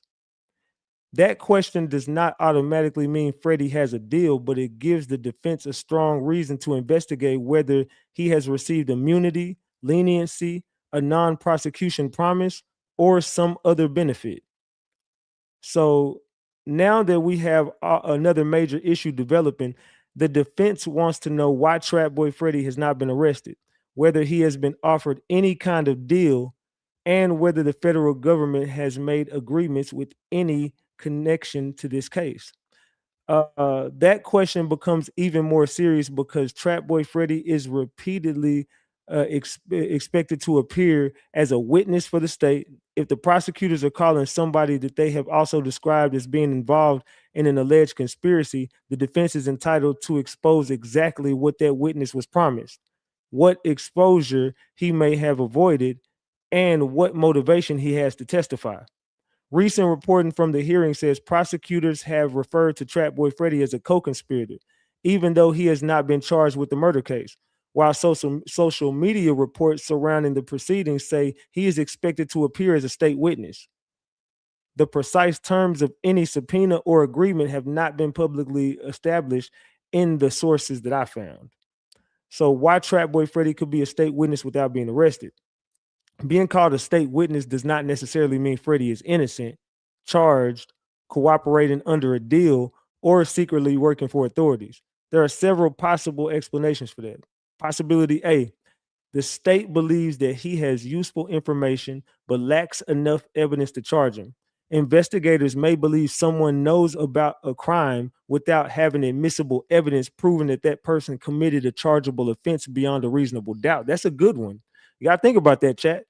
So the state believes they might have useful information from Trapboy Freddy. They could believe that he has a lot of useful information, but they just don't have enough evidence to charge him with a crime that he may have committed beyond a reasonable doubt. But they do believe that he knows exactly what the fuck is going on. That's a good one right there. So a prosecutor may have statements from other witnesses, lyrics, videos, social media posts, evidence, phone or location records, evidence of relationships between the parties, information suggesting that knowledge or presence. But suspicion, association, or even prosecution's use of the term co-conspirator during an evidentiary argument does not automatically equal a prosecutable case. So he can't just get arrested because they believe that he did some shit. They got to be able to prove that in court. All right, let's keep going. That would allow the investigators to continue examine financial records, compare his testimony to other evidence, determine whether he lies under oath, investigate whether the state or federal charges apply, wait for another defendant to cooperate. And then you got possibility C. He has received some form of protection or consideration. This is what the defense is clearly concerned about. Possible benefits include formal immunity, limited or use immunity, a non-prosecution agreement, a promise not to charge certain conduct, a favorable sentence recommendation in another case, help with supervised release or probation, informal consideration with no publicly filed agreement, an agreement that depends on complete and truthful testimony. DOJ policy recognizes that prosecutors can enter limited non-prosecution or immunity arrangements with witnesses, often conditioned on full or truthful cooperation. Such protection is not necessarily blanket immunity and may still permit prosecution using independently obtained evidence. And then you got possibility D. He has been compelled under subpoena. The state could subpoena Freddy even if he does not voluntarily want to testify. But if truthful answers could incriminate him, he could invoke the Fifth Amendment right unless the questions do not create real criminal exposure. A judge rejects the claim privilege, he waives it, or prosecutors grant sufficient immunity to compel testimony. That's why Freddy's appearance could become a major part of the courtroom event before he even answers any questions.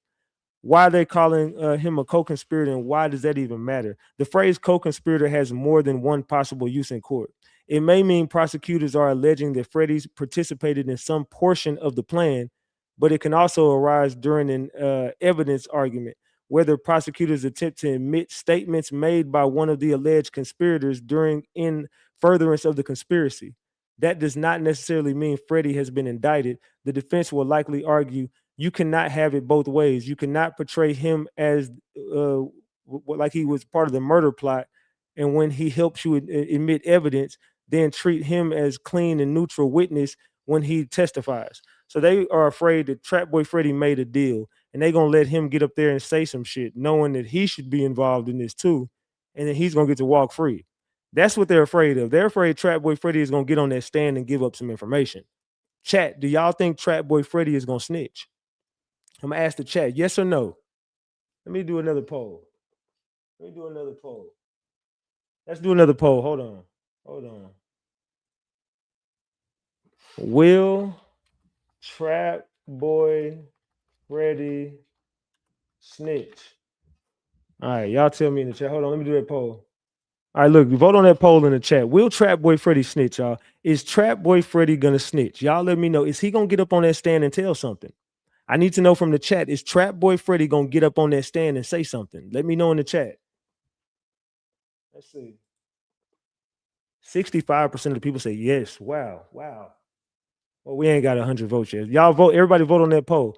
Is Trapboy Freddy, is he gonna rat? Is Trapboy Freddy gonna be the rat in this case? Let me know in the chat. We got 1,000 likes. Let's get these likes up, y'all. Let's go. So I'm gonna let y'all have fun with that poll down there.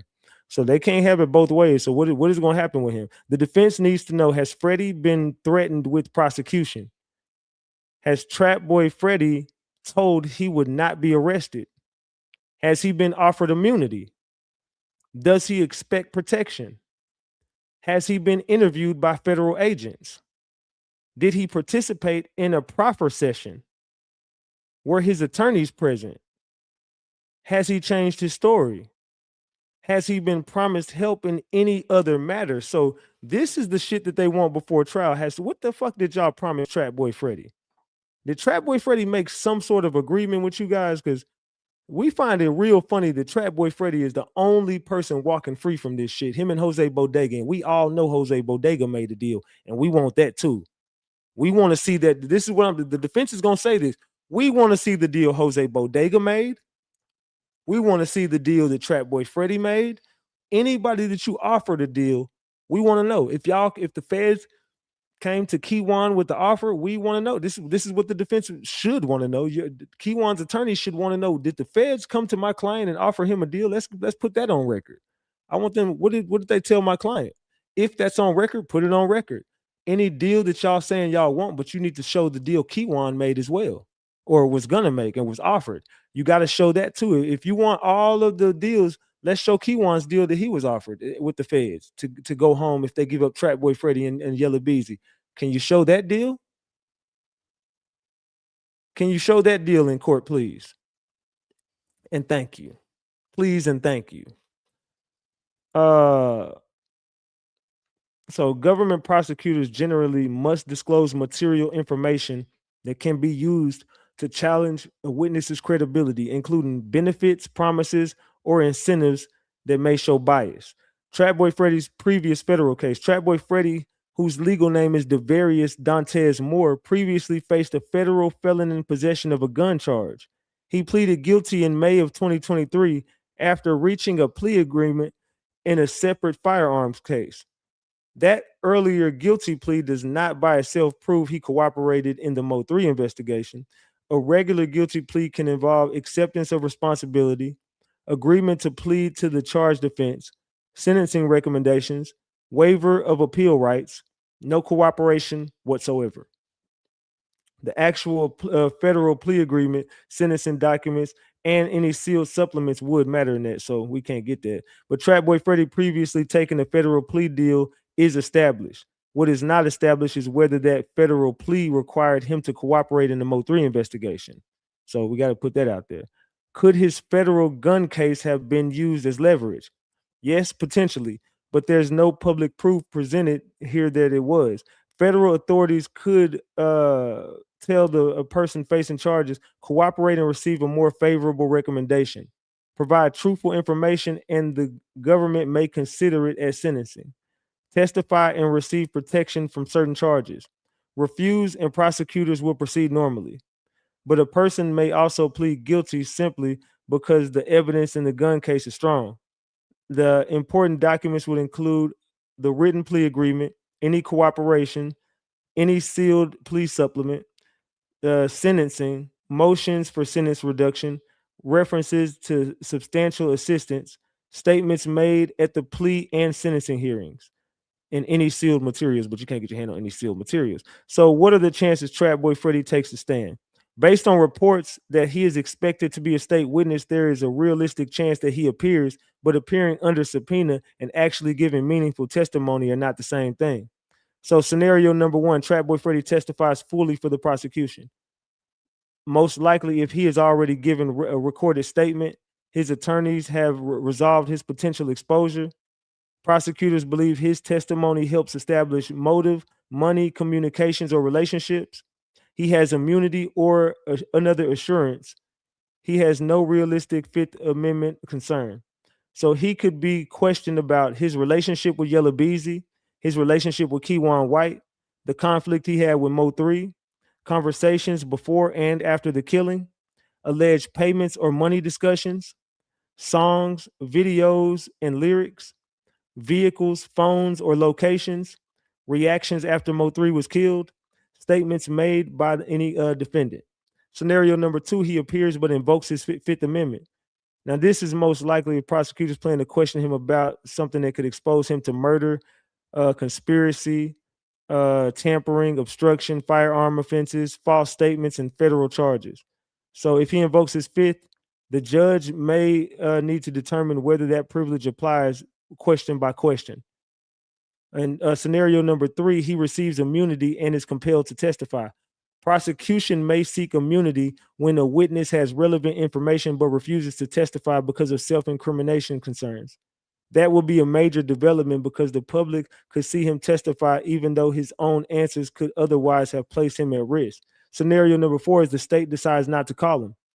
Now, that would happen if his testimony is weak, or he becomes unpredictable, he contradicts earlier statements, his criminal exposure becomes too complicated, his credibility problems outweigh his value, the court excludes the evidence he was supposed to explain, the parties stipulate to certain facts. Scenario number 5, he is called during pretrial proceedings, which he didn't and wasn't called, so that's out the window.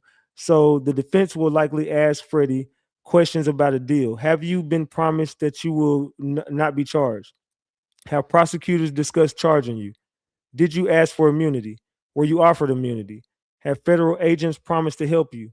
Did you receive consideration in your federal firearms case? Are you hoping to avoid prosecution by testifying here? Has anyone told you your cooperation will be communicated to a judge? Questions about his prior statements. How many times have you spoken with investigators? When did you first meet with this information? Did your story change? Were your interviews recorded? Do you deny involvement initially? Did prosecutors show you evidence before you gave your version? And they could ask him about his personal bias. Were you close with Yella Beezy? Did you have a dispute with Mo3? Did you release songs or statements about Mo3? Do you blame anyone else for this investigation? Are you protecting yourself? They could ask him about his money. Who says Freddie contributed money? How much money? When? How was it delivered? When there was a withdrawal, was there a money trail? Did a witness personally see it? Is the evidence based on hearsay? Did Freddie admit it? Was the alleged payment before or after the murder?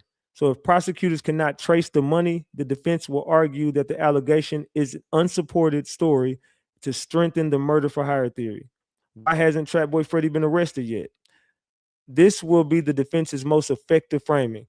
If the state truly believes Freddie helped finance the murder, why is he sitting in the witness section instead of beside the defendants? But prosecutors may answer, different defendants can be treated differently based on evidence.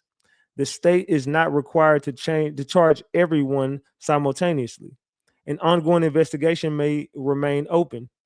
The evidence against Freddie may not meet the charging standard. His alleged conduct may be relevant without being independently chargeable. He may have agreed to cooperate. Prosecutors may have made a strategic decision. Not being arrested does not prove he is innocent or cooperating, but if the state itself accuses him of financing the killing, his uncharged status is fair territory for the defense. Strong statements for this is the defense does not have to prove Freddie received a deal just to raise the question. His freedom itself can become part of the credibility argument.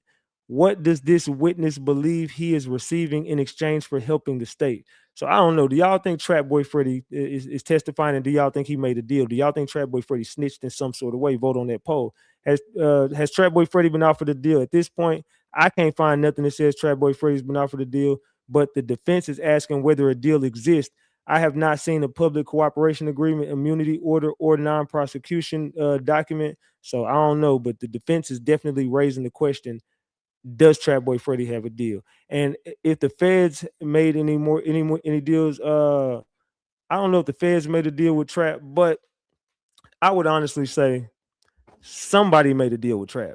Because Trap, there's just no way he's just walking free from this shit.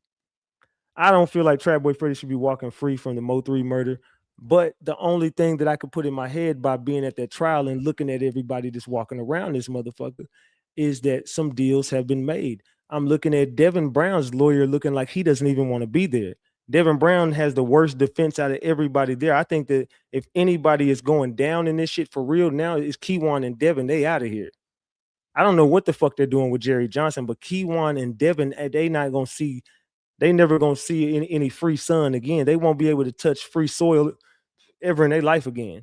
The defense is gonna cook and fry them boys. It's over for Kewon and Devin. Being in that courtroom today and seeing the look on Kewon White's face when he stomped out that courtroom, angry that they just didn't give him his way. He said he had a whole master plan. Kewon's big master plan was, I'm gonna go inside the courtroom and I'm gonna tell the judge, hey judge, guess what? I'm not ready. I know, right? Yeah, I'm not ready. So yeah, what we gonna do is we're gonna push my shit back, okay? Yeah, we're gonna push my shit back because I'm not ready. You know what I'm saying? Yeah, let them boys go first. Matter of fact, we should let Yella Beezy go first. Let me see what he got, and I'm gonna build my defense around whatever the fuck he says. And what you think about that, Judge? The judge like, dude, you don't sit your goofy ass. So who the you think I'm that stupid? Remember, he was like, my lawyer said, man, how'd you come up with that strategy in 5 minutes? He's like, yeah, y'all just wait to see. I'm gonna show y'all how smart I am. See, y'all just think I'm dumb. Yeah, y'all think I'm dumb. Ain't nothing dumb about me, man. I'm telling you right now, man, ain't nothing dumb about me. I know exactly what I'm talking about. You just watch what I go in this courtroom and do. Y'all watch the moves I make in that courtroom. Y'all finna see I'm not dumb. Everybody in this room finna see how smart I am. See, I just get on the internet and play dumb. See, y'all just be thinking I be on here. Boy, shut your stupid ass up. Shut your dumb ass. Kewon, stop talking, fam. The more you talk, the worse it gets. Versus like the bleeding don't stop with this kid. It's like Kewon just can't stop pooping in his own mouth. He just can't, and they just letting it. The crazy part about it is I believe the girl about some of the shit she's saying, because there's no way you're his lawyer and you're walking up to Ratchet TV. Just think about the irony of Bree West walking up to me telling me to terminate conversations with Kewon.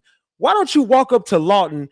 Why didn't you walk up to Lawton today and tell him, get the fuck out this courtroom? You need to get your big fat pants wearing ass the hell up out here. You done got my client in some shit. You need to stop talking to my client. That's the person you should be pressing. If anybody should be pressed about talking to Kewon, it should be Lawton. That should be the person right there. You should publicly get in right in front of, say, man, you need to cut off all communications with my client because you're ruining my case. That's the person you need to be talking to. You should not be speaking to Ratchet TV. You need to be talking to his little boyfriend, who is Lawton.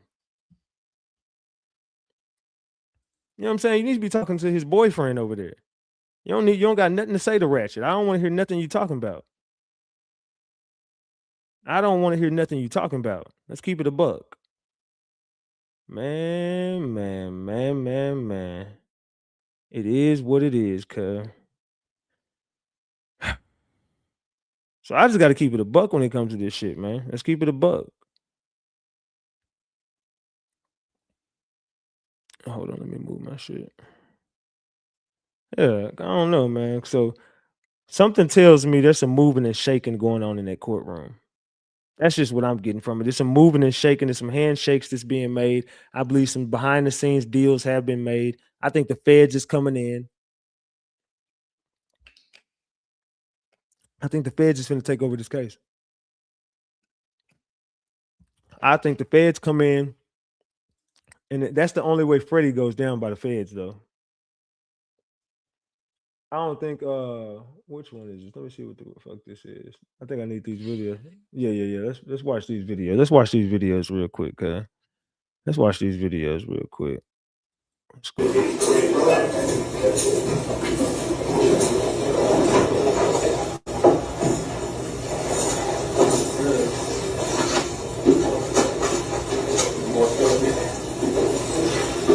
All right. So both sides might have to proceed. Let's get on the record. These are cause numbers F25, F20179, F2077085, F21777, F2039200, and F2039490. All filed the state of Texas versus Kewon White. Is that your name, sir? Very well. Will the attorney announce the presence? Bree West on behalf of Mr. White. Myra McIntyre on behalf of Mr. White. Courtroom on behalf of the state. Tom Young, the state of Texas. Thank you. Mr. White's cases are set on the court's docket today for a pretrial hearing. Have both sides filed their pretrial motions? Yes, Your Honor, and the state does have one additional agreed order that I had sent to defense. I have not filed it because we haven't agreed on it yet, but I did send an agreed order to all defense counsel. This will encompass Mr. Conway and Mr. Brown. Bree is the one wearing the black. It ain't the lady wearing the brown. She's to the far left. Bree is to the far left. Cases as well. That's the only thing we have left outstanding as it relates to Mr. White. Our motions were previously ruled on in either January or February of this year, I believe. And in response to that, Your Honor, it's my understanding, and I think the state can potentially correct me, it's my understanding that there may be some amended or updated 404B notice that will be provided to us. Yeah, hit that like button and subscribe button. Sort of addresses. This copyright is in effect on the rest of this video. Salute to Tia for this little clip right here. Hey, you mean? I don't have any of your motions in front of me. Educational purpose only. I know I Yeah, was you mean. 6 motions the last time. Long live 3. Correct. And the defense hadn't yet filed their motions. I'm happy to print those and provide those to the court, Your Honor. Okay, where are they? They are e-filed. I can email them to you if that would be easier for the court, but they are on. You emailed them yesterday? You e-filed them yesterday? Yes, I didn't email them to you directly, Your Honor. Okay. Has the state had an opportunity to review those motions? No, Your Honor. They came in, I believe, after hours, and I was not able to review them this morning. Myself and Mr. Yella have. All right, so let's get to this next clip, 00154, State of Texas versus Marquise Conway. Is that your name? Let the attorneys announce their presence. Phil Bishop for the defense. John Bishop for the defense. Ricardo Bell for the state of Texas. Tommy Young, state of Texas. Thank you. And Mr. Shook, you had certain things you wanted to put on the record today? Yes, Your Honor. At our last pretrial hearing, we had requested, filed our motion about renewing any deals or benefits given to any of the witnesses that were testifying for the state. Mr. Adams had stated on the record that he had made no promises or benefits from the state, but could not state on the record that what the federal prosecutors had done. And I believe at that time he said, well, ask him to use due diligence to make inquiries into that. So I wanted to follow up on that aspect to see if there were any other, if he has new information regarding that, so we have a record of that. That's one of the issues. Okay. So, any updates by the state? Yes, Your Honor. I actually sent defense an email yesterday, and I sent them one last week as well. As far as certain documents that are currently in, again, Your Honor, if there's any information that comes forward that deals were made either on my behalf, the state's behalf, of course we would inform defense immediately. Nothing has changed as far as that is concerned. We have not made deals with any type of deal, made any promises with anybody as far as the state is concerned. However, Your Honor, as I brought up last time, we can't control the federal government and what they turn over and what they don't. You hear that? He said, we haven't made any deals with anybody. But again, we can't control the federal government. And let's go back and listen to that. As far as that is concerned, we have not made deals with any. And again, Your Honor, if there's any information that comes forward that deals were made either on my behalf, the state's behalf, of course, we would inform defense immediately. Nothing has changed as far as that is concerned. We have not made deals or cut any type of deal, made any promises with anybody as far as the state is concerned. However, Your Honor, as I brought up last time, we can't control the federal government and what they turn over and what they don't. I've made requests earlier this year and have continued to follow up with federal prosecutors regarding that information. I did send defense an email yesterday at 2:12 p.m. Regarding some of the information that they were, I believe that they're looking for. However, it did take a while because the federal prosecutors needed permission from the federal judge to release it. And so I forwarded that email to defense counsel as far as yesterday afternoon, and it lists the things that are available for them.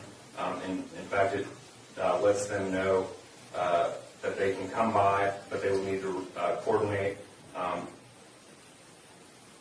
they can review it there at their office. They're not going to release those documents to us. Defense would have to coordinate with those federal prosecutors to go over and make a time to go review that information. Okay. Mr. Shook, is that the information you received? Yes, Your Honor, we did receive that email. Okay. The other issue, Judge, we've talked with Mr. Adams on several occasions. He's indicated, as the court knows, there is a large amount of discovery in this case, some 16 terabytes. Mr. Adams has told us that he would meet with us and show us the exhibits and evidence that he planned on calling this case in chief. We have not mentioned that on the record. I just want that agreement by Mr. Adams put on the record so there is a record of it. Okay. That the state will prepare an exhibit list? Well, that he will show us the exhibits he plans on using this case in chief and go over the pieces of evidence, witnesses that he plans on calling. Okay, and the court will require an exhibit list as well. Absolutely, Your Honor. And just as I did last week for our hearing, I'm going to provide everybody with an exhibit list. And just as I did as far as this last hearing, I sent all of those exhibits to defense counsel via text share so they could see. Now, of course, I started preparing those exhibits for the trial. I was working on that yesterday. Those will be uploaded as well for all of the attorneys. This doesn't just apply to Mr. Conway. I'm doing this for all of the defendants so that everybody can be on the same page as far as the exhibits we intend on offering. These are intended exhibits. Right. There could be deviation, and this is not a smoke and mirrors or trying to trick anybody, but if the court will remember even from last week, I had a whole long list of exhibits, and there were some that I didn't put in, and then there was one that I had to add. I'm planning to give them as much as I can to show them the exhibits that we plan on it offering. Of course, we filed notice of intent to use business records. That's a good indication. However, I'm going to continue as we get closer to August 24th to provide them with these are the photos, these are the videos, and I will give them the evidence list that I will have here for the court and the court reporter as well, just to make this thing smooth and as streamlined as possible. Right. I appreciate that. Yes, Your Honor. Anything else? I believe the court has a schedule for the trial dates August 24th, but there's another pre-trial date set for August 21st. Well, if necessary, the parties can convene on that date. If there's anything else that comes up, I think we just scheduled that just in case. As a check-in. Right. And Your Honor, if the court would remember, we did appear earlier this year, and we had discussions regarding these motions. We never got into the substance of the omnibus pre-trial motions, and I don't know how this happened, but an omnibus motion that had checks of certain things had made it. We discussed that, yes. Correct. That was a different, yes. And the court had actually made a docket entry that we would take up. It was entered in error on the 9th. Right. Okay. So we still do need to take up Mr. Conway's omnibus motions I believe ours have all been ruled on. Okay. Now, Mr. Shipp, do you all intend to present that motion or not? Yes, I think we've come to agreements on most of them, but we'll have to discuss that again. Okay, y'all talk about that in an hour. We'll talk about both, okay? Thank you, Your Honor. All right. Thank you, Greg. Off the record. Thank you. Thank you.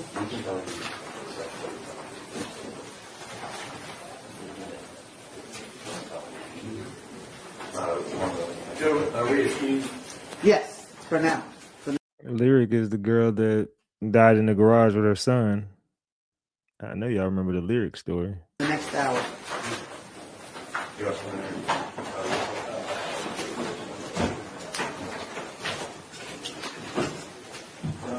Your Honor, would it be possible for us to use the jury room just for us briefly to tell them what? That's fine. Okay. Thank you, Judge.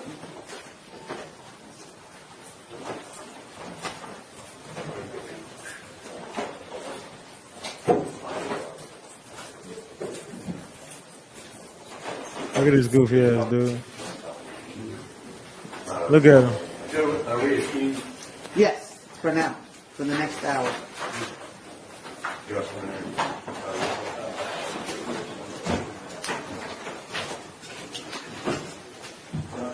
Your Honor, would it be possible for us to use the jury room just for us briefly to He came out right after me again. That's fine. Okay. You see him? That's me right there. All right, coming over here. There goes Skull. Your Honor, would it be possible And there go me, right there. for us to use the jury room just There for go us Yella. briefly to tell them what? That's fine. Okay. Thank you, Judge.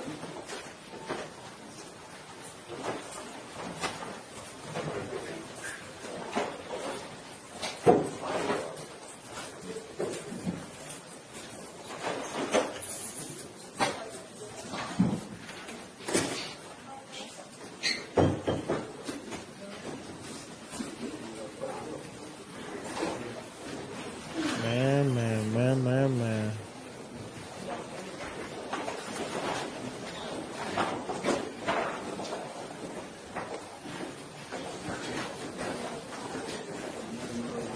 This was the scene over there at the Mo 3 trial today, gang.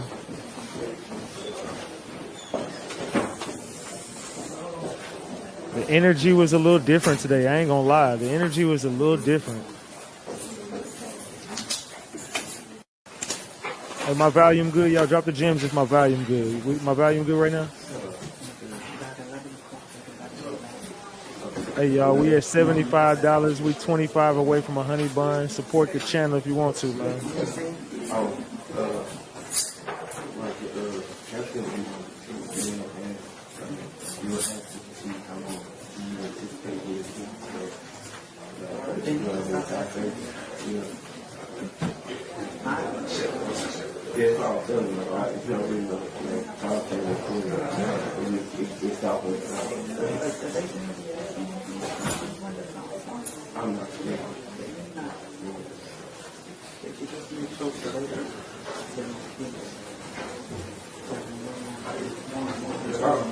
You can hear them sidebar conversations and shit.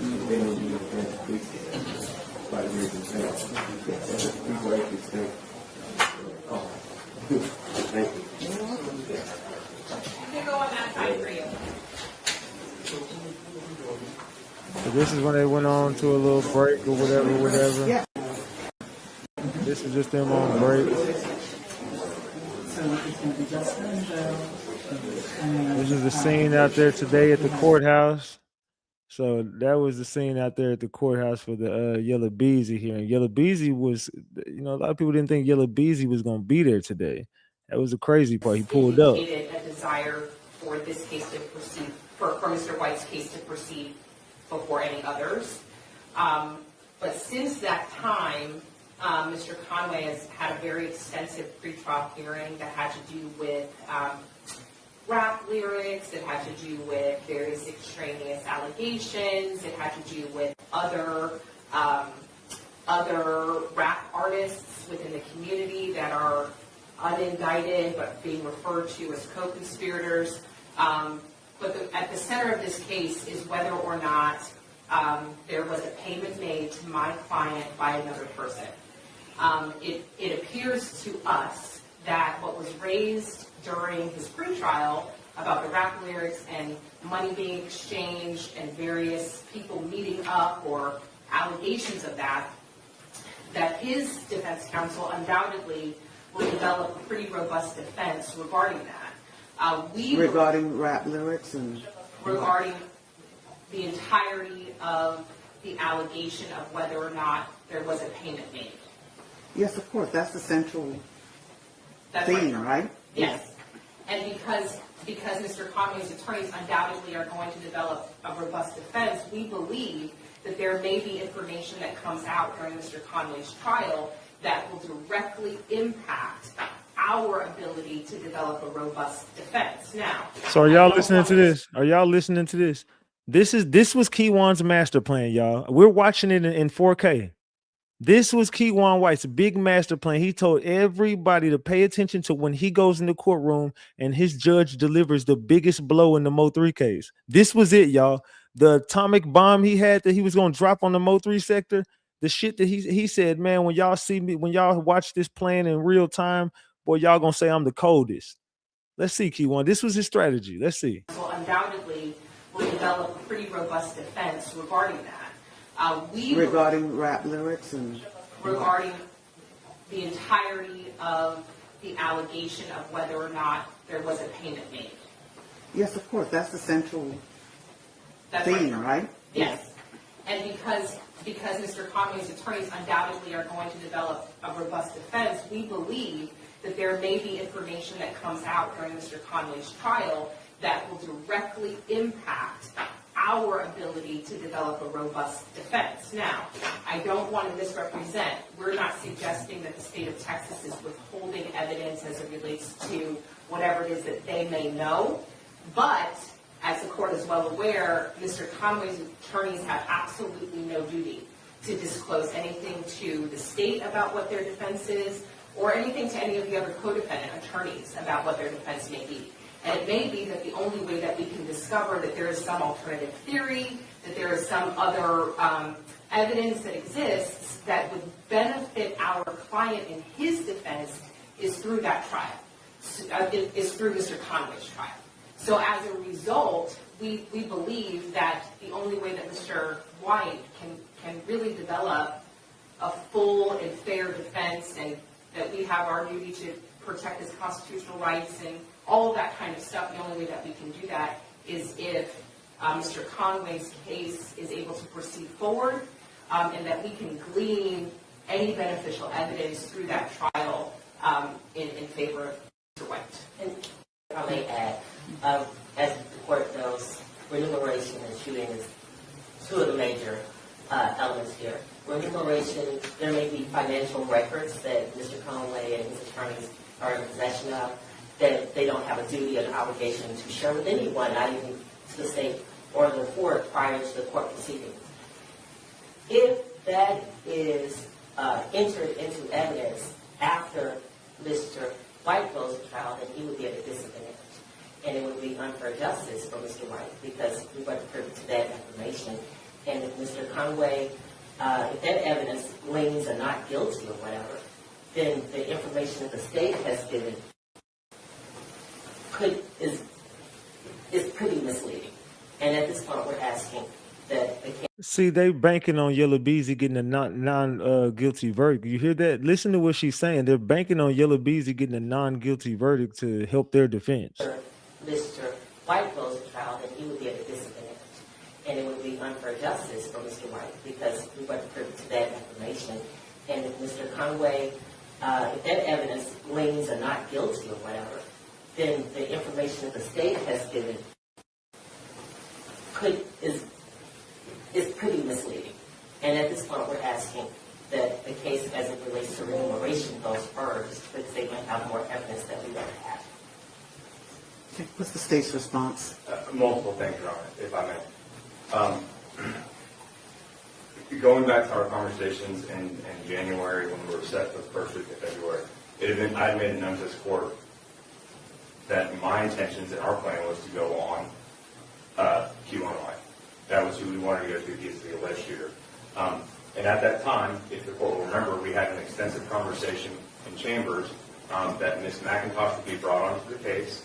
I know she wasn't in the courtroom that day, but she was being brought on the case. You had appointed her as well. And the understanding, and I know we all love Mr. Ashford and wish he was here. But even at that time, the court was full aware of the situation that was going on there. And in chambers, you made it very clear to us in Ms. West that everybody would be ready for trial on August 24th. And you knew our position at that time. All of these defendants have been indicted for capital murder since March of 2025. Mr. White has been indicted for murder since January of 2021. Ms. West represented him in the Northern District of Texas and then was brought on with Mr. Ashford in 2021. Right, I remember that conversation, and Ms. White has, Ms. West had access to a lot of discovery. The majority of it. Majority of it, yes, back then, even before. Correct. Yeah. And, Your Honor, at that time, if the court will remember, even prior to Mr. White being brought back, because if you remember, we brought him back on a writ of ad prosequendum from the federal government. And we had to have a hearing before you, and you signed off on that order. We had to get a trial date. And we made representations to the Bureau of Prisons and the federal government that we would be ready to go to trial on him first. And even then, once the court did it, Ms. West appropriately lodged her objections for multiple reasons, but brought up her fear and concern and safety of Mr. White being here in Dallas County Jail. And made it a big part of the record as far as his safety, and there's hits out for him, and that she wanted him to be housed at another location. And the court said, no, he'll be housed here. And so he came back, and he's been here. And so at that point, we know now that he's in single cell. He has to be escorted by SRT. And so, Your Honor, part of that is disingenuous to now say, well, he's here. We want to even, I'm willing to put his safety at risk, I guess. And the jail is having to deal with him being in single cell. You know from prior hearings that he's going on YouTube Live and talking about evidence and discussing grand jury records and grand jury testimony. We've come Ooh, there you go right there. We start cooking him for being on YouTube. Here you go right here, y'all. at another location. And the court said, no, he'll be housed here. And so he came back, and he's been here. And so at that point, we know now that he's in single cell. He has to be escorted by SRT. And so, Your Honor, part of that is disingenuous to now say, well, he's here. We want to even, I'm willing to put his safety at risk, I guess. And the jail is having to deal with him being in single cell. You know from prior hearings that he's going on YouTube Live and talking about evidence and discussing grand jury records and grand jury testimony. We've come before you and discussed that. Further, Your Honor, I don't understand, maybe I should, that all of this evidence that has been provided to the defense counsel, nothing has come out as far as rap or anything like that. The murder for remuneration has been the indictment since March of last year. Whatever Conway's attorneys do is what they do. I don't understand the idea of I get to sit back and see what goes on with their case to see how it might benefit my client. The defendant has been in custody since December 9th of 2020. I have a family that's sitting here that deserves justice. He was indicted in January 2021 for killing Melvin Noble. Yes, we enhanced the charges to capital murder last year. But based off of everything procedurally that has gone on with this case, and the fact that he is on loan from the federal government, that this court had to sign an order, and every single time we've had a setting, it's been another reason why this family cannot get justice. Whether they want to sit back and see what, I'm sure Mr. Conway, they're probably going to say they want to go first. I understand that. He's on bond. Wouldn't every co-defendant want to see if they can benefit from their co-defendant's trial because something else might come up that's good for them? Nothing new came off that stand as far as evidence that we are planning to admit. And Your Honor, we are asking the court to do what's right, not only by the criminal justice system, but by the family, and let this community hear this case of the man who's alleged of shooting and killing Melvin Noble on I-35 and is also charged with aggravated assault for shooting a neurosurgeon in the head that day on the freeway. Look at the, y'all hear that? Y'all hear that? Listen to this. This community hear this case of asking the court to do what's right, not only by the criminal justice system, but by the family, and let this community hear this case of the man who's alleged of shooting and killing Melvin Noble on I-35 and is also charged with aggravated assault for shooting a neurosurgeon in the head that day on the freeway. Thank you. May we respond, Your Honor? Yes, go ahead. Thank you. And just so the record is clear, it's my understanding that the only case that's moving forward to trial in terms of guilt innocence is the capital murder. So I appreciate the state saying that there are other allegations that are pending, but the only case that I've been told we're going to trial on is the capital murder charge. Furthermore, everything that Mr. Adams just talked about has nothing to do with the evidence in the case, which is what we're dealing with, and that's what speaks directly to Mr. White's ability to have a fair trial.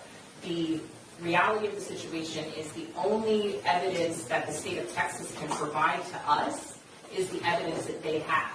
That doesn't have anything to do with any evidence that may come out during Mr. Conway's trial that is identified by his own attorneys. I mean, the same could be said for any of the co-defendants. Well, I mean, if I gave you all the choices to who wants to go first, I don't think anybody would want to go first. Well, I think that if you were to talk to some of the lawyers, there are some that want to go first. I do think that. And so I think that... The only way you would know that is if you're talking to the other lawyers about the case that are on the case. So you just told on yourself right there. I believe some lawyers do know. Yeah, because it's Yella Beezy's lawyer. That's because y'all are all trying to get everybody off because y'all feel like Yella Beezy has the best chance of getting off from this. So y'all are going to try to run the play through Yella Beezy, and the judge is seeing through it. Like, no. We said Kewon. It's going to be Kewon. So y'all trying to run a play right now. In this particular case, what Ms. McIntosh and I are trying to do is ensure that our client has a right, that we're starting at the same starting. So that was Kewon's big plan. He was trying to indirectly talk to Yella, like, yeah, Yella, come on, I'm finna get in this bitch, and I'm gonna let you go first. Then you gonna get the non-guilty verdict, and then I'm gonna go off of what you said, and I could just go up there and say whatever because they can't try you again. You know what I'm saying? He thought that he had a smart idea, and it completely backfired right in his damn face. Like it backfired right in Kewon's damn face that damn quick. This is what he thought he was going to be able to do. I see what he wanted to do. He just didn't think this through. Right, and I think that would include being able to get information that nobody has to know until trial as it relates to Mr. Conway. Your client is the alleged shooter, correct? Yes, Your Honor. Your Honor, if I may, but yes. This case is different than most capital murders that the court may have seen, in the fact that this is dealing with remuneration. And in the state's indictment, it says specifically that Marquise Conway paid Kewon White for remuneration. That means, and I'm a finance and accounting major, Your Honor, previously, and worked in finance and accounting. I know that there may be documents, there may be bank statements that the state is unaware that they might not know, and that may be provided or introduced in trial that from Marquise Conway's attorneys.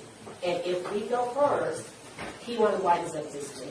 This has nothing to do with how long he's been in jail. He could be in jail for, I'm sure that Mr. White, if he was to testify right now, would say, I want to make sure I have all that evidence before I proceed to trial, and I'm going to wait prior to we're just going off of what the state has and what the state is alleging.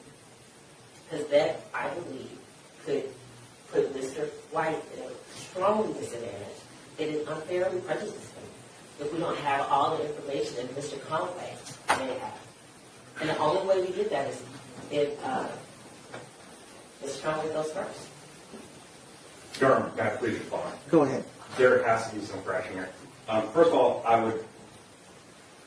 want to direct the court's attention that on July 14th, I was asked by Ms. West, actually I was asked on the 6th, Ms. West has a trial set on the 10th of August in the 283rd. Her and I had a conversation. She made representations that she knew that we were going first, and I believe she even put that on the record in the 283rd to get that case taken off the docket and get a continuance. And she would shake her head no in this courtroom, but we can get the record that she understood and knew that we wanted to go on her client first. That is not even up for a question, or I want to make sure that is very clear. She's made representations to other prosecutors in this office and another judge. Secondly, as far as documents, allow him to finish.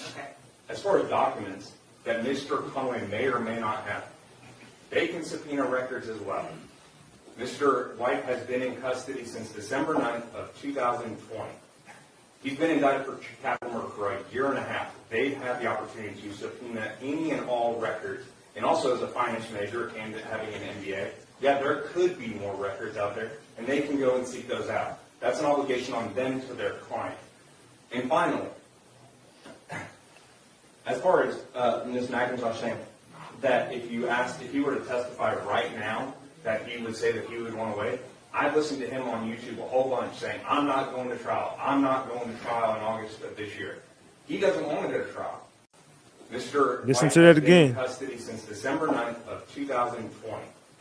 He's been indicted for capital murder for a year and a half. They've had the opportunity to subpoena any and all records, and also as a finance major and having an MBA, yeah, there could be more records out there, and they can go and seek those out. That's an obligation on them to their client.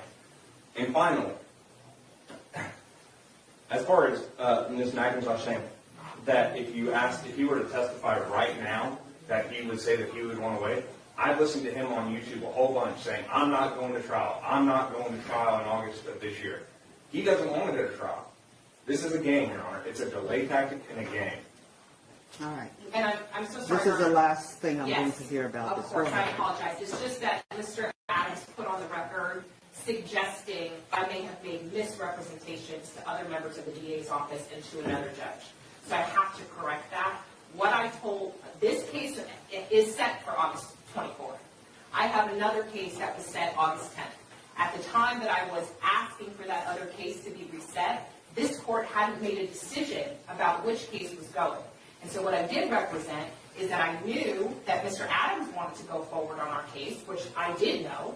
That had nothing to do with anything that came up after that, but it also had nothing to do with the fact that if I was in trial on a first-degree felony 2 weeks before this capital murder case that has 20 terabytes of discovery, then I'm putting both of my clients at a disadvantage. So that is what I put on the record, and I can get that record from that other court should it become necessary. There'll be no need for that. There'll be no need for that. If I may, this is, I'm highly disturbed because this is not a civil case. We don't know any information about Mr. Conway's records except what the state has provided. And we can't do depositions. We can't talk to Mr. Conway ourselves. So to say or even suggest that we can subpoena records that we don't even know exist, or whose name, what name, if he shares a bank account, what other information is going on, I think is disingenuous. At the end of the day, if we don't know what records Mr. Conway is introducing or admitting into trial after the fact of Mr. White, he is prejudiced. It is probative that we have all the financial records and documents that is going to be introduced into Mr. Conway's trial, and as the prosecutor sits there today, he cannot say unequivocally that he knows all the evidence that Mr. Conway, from his financial records, is going to introduce into trial. Okay. Now, you all are making all these arguments, but I've been an integral part of these discussions about what case is going first, the continuances, the reasons behind them, the discussions that we had in chambers regarding what cases moving forward. And so based on all that, Kewon White's case will go to trial first.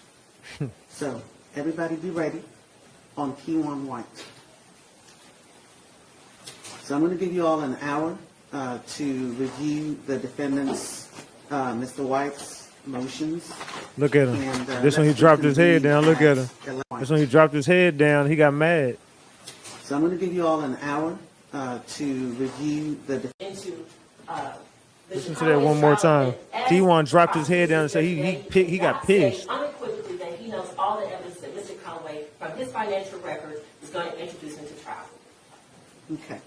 Now, you all are making all these arguments, but I've been an integral part of these discussions about what case is going first, the continuances, the reasons behind them, the discussions that we had in chambers regarding what cases moving forward. And so based on all that, Kewon White's case will go to trial first. So everybody be ready on Kewon White. So I'm going to give you all an hour to review the defendant's, Mr. White's motions, and let's reconvene at 11 o'clock. Okay? Is there anything else before we do that? And we'll take up the other councils at that time as well. Okay.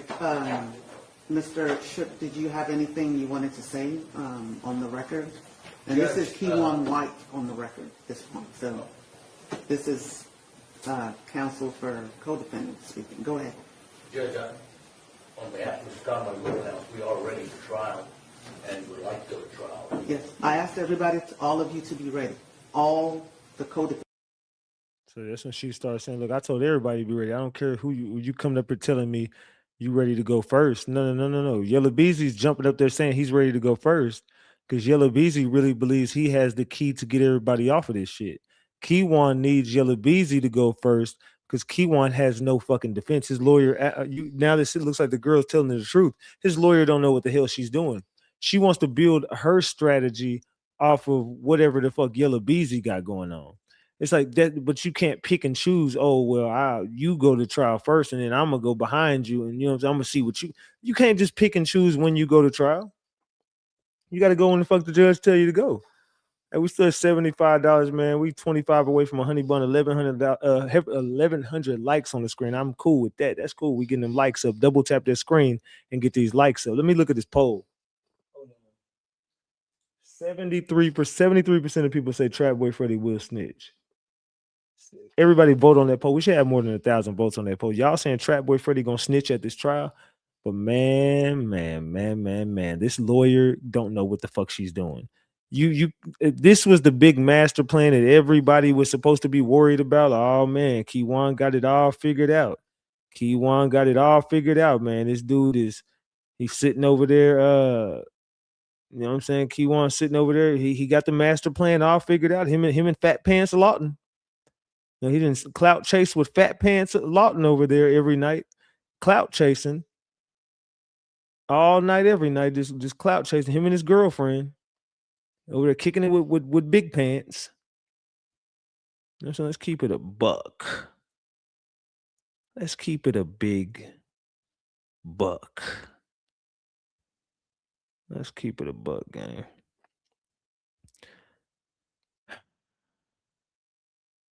These dudes, and then Lawton really was your biggest reason why the fuck you went down in the first place. I mean, you sat over there with Fat Pants every night. Did you think it, like, just be real? If I was your homeboy, just be real, chat. You say you fuck with me, right? If I was really your homeboy and I was in jail and I was fighting a capital murder charge and you had a platform, would you let me get up there and talk about my open case, just answering questions for Cash Apps on your channel? Would you really, if we was friends, would you really let me do that? Would you let your friend do that? Think about your best friend in life right now. You would let or just somebody you cool with. Just think about somebody you say, I really fuck with that person. You would truly let them get up on your channel and speak about an open murder case that they are fighting for the death penalty.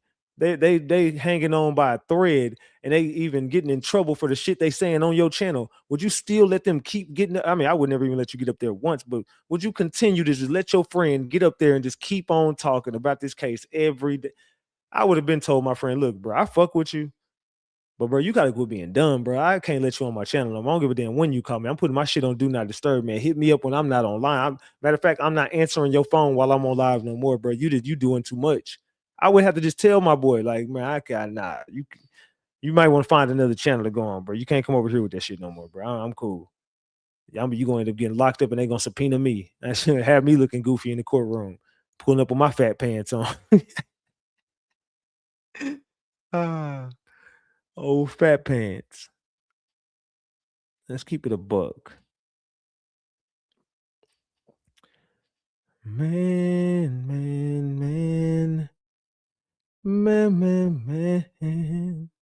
Yeah, so Lawton didn't want no smoke with me when he finally seen Big Ratchet. I told you, everybody be seeing me and they can only look at me crazy. He looked at me like, you know what I'm saying, a disappointed Like your uncle disappointed that you missed the last shot in the game. He just turned around and looked at me like he just started shaking his head like, man, this bitch ass nigga ratchet, bro. Nigga that said all this shit about me on the internet. And he right here with me. He ended up walking out the courtroom and didn't bring his musty ass back in there. I'm gonna be real. He didn't bring his musty ass. I think he finally realized his armpit smelled of number one at Whataburger with extra onions. That nigga was up in that motherfucker smell like an In and Out. What is that one called where you just get the onion patty? What is that? What is that shit called? What is that shit called at In and Out when you do go order the onion patty? I can't remember what the hell it's called. Y'all know what I'm talking about though. But whatever that order is up at the In and Out, with the onion burger, you know what I'm saying? They got the 2 patties as the onion. What the hell is that shit called? It said fat pants is crazy. That nigga got some fat ass jeans, bro. That nigga jeans be fat as hell. Said Dutch burger. Yeah, the Dutch burger. Yeah, the big Dutch or whatever that shit called. The Flying Dutch. What was it called? The Flying Dutch. Some shit. Whatever. Y'all know what the hell I'm talking about. The Dutch burger. Yeah, nah. Well, yeah, he do smell like a patty melt.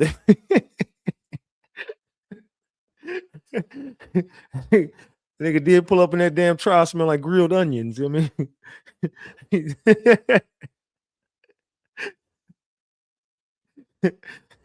That nigga smell like garlic bread.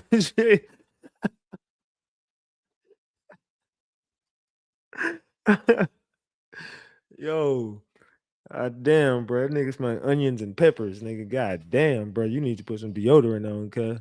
I don't know what you own, fam, but don't ever pull up like that with not wearing no goddamn deodorant again, fam. That nigga smell like a patty melt walking in that motherfucker. Grilled onion burger, Flying Dutch burger, whatever the hell that stuff called. That's exactly what he smelled like. Ain't got the nerve to be up there mad, looking disappointed. He's. I think that him and Kewon are dating. I'm gonna be honest with y'all. I feel like them two are dating, and they got a secret fling going on. And Lawton done fell in love, like love after lockup, whatever that shit called. I feel like Lawton done fell in love with the man, and now he's, his feelings are. It's like overwhelming to him at this point. So I'm pretty sure they didn't fall in love with each other by now. So. It just is what it is, man. Yeah, Lawton fell in love with the dude behind bars, and it's just this is where we go now. Lawton is in love with the man, and I don't feel bad for him. He lost the love of his life due to the system. The system that made him lose the love of his motherfucking life. So yeah, it just is what it is. Hold on, give me a second, gang. Man. Do y'all think they dating? They say a whole lot of onions. Somebody said a whole lot of onions. Oh shit. Just smell like when you open a bag of hot Cheetos. That dude is definitely crusty. The dude is crusty. He got crust around him. I don't know what it is, but it's loose. I don't know what it is, but it's loose. That Kewon watching everybody drive. Kewon is on PC. Kewon is sitting in a single cell losing his damn mind. And the fact that Kewon White, the man he can thank is his boyfriend. At the end of the day, he only can thank his boyfriend. He got him into this shit. Kewon ain't got no window to throw his piss out. He ain't got a pot to piss in or a window to throw it out of at this point. He don't even got a pack of noodles. We know he got some damn food in that motherfucker. Because Kewon done gained about 75. I told y'all Kewon, but it's a big dude now. Kewon over there looking like somebody's great uncle. Kewon built bad in the motherfucker. Kewon, what the hell you been in there? Everybody eating good as hell, but Trap been taking care of you in that motherfucker, haven't he? And Trap got him eating good. You know what I'm saying? That motherfucker, that dude, I'm telling you, he built like somebody's great uncle. Kewon is big. He down there a patty melt away from a damn power chair. But Kewon look uncomfortable in that motherfucker. Ain't got the nerve to stomp out the courtroom mad. No, you ain't got nobody to be mad at but yourself, Kewon. You did this to yourself. Like, you literally could not stay off the fucking internet. Like, at what point made you think that staying online talking about your open murder case was the best idea? Kewon, you're an idiot. That's why I told you tomorrow. Yeah, I think I'm finna go in and take me a plea deal. That ain't how it works, goofy.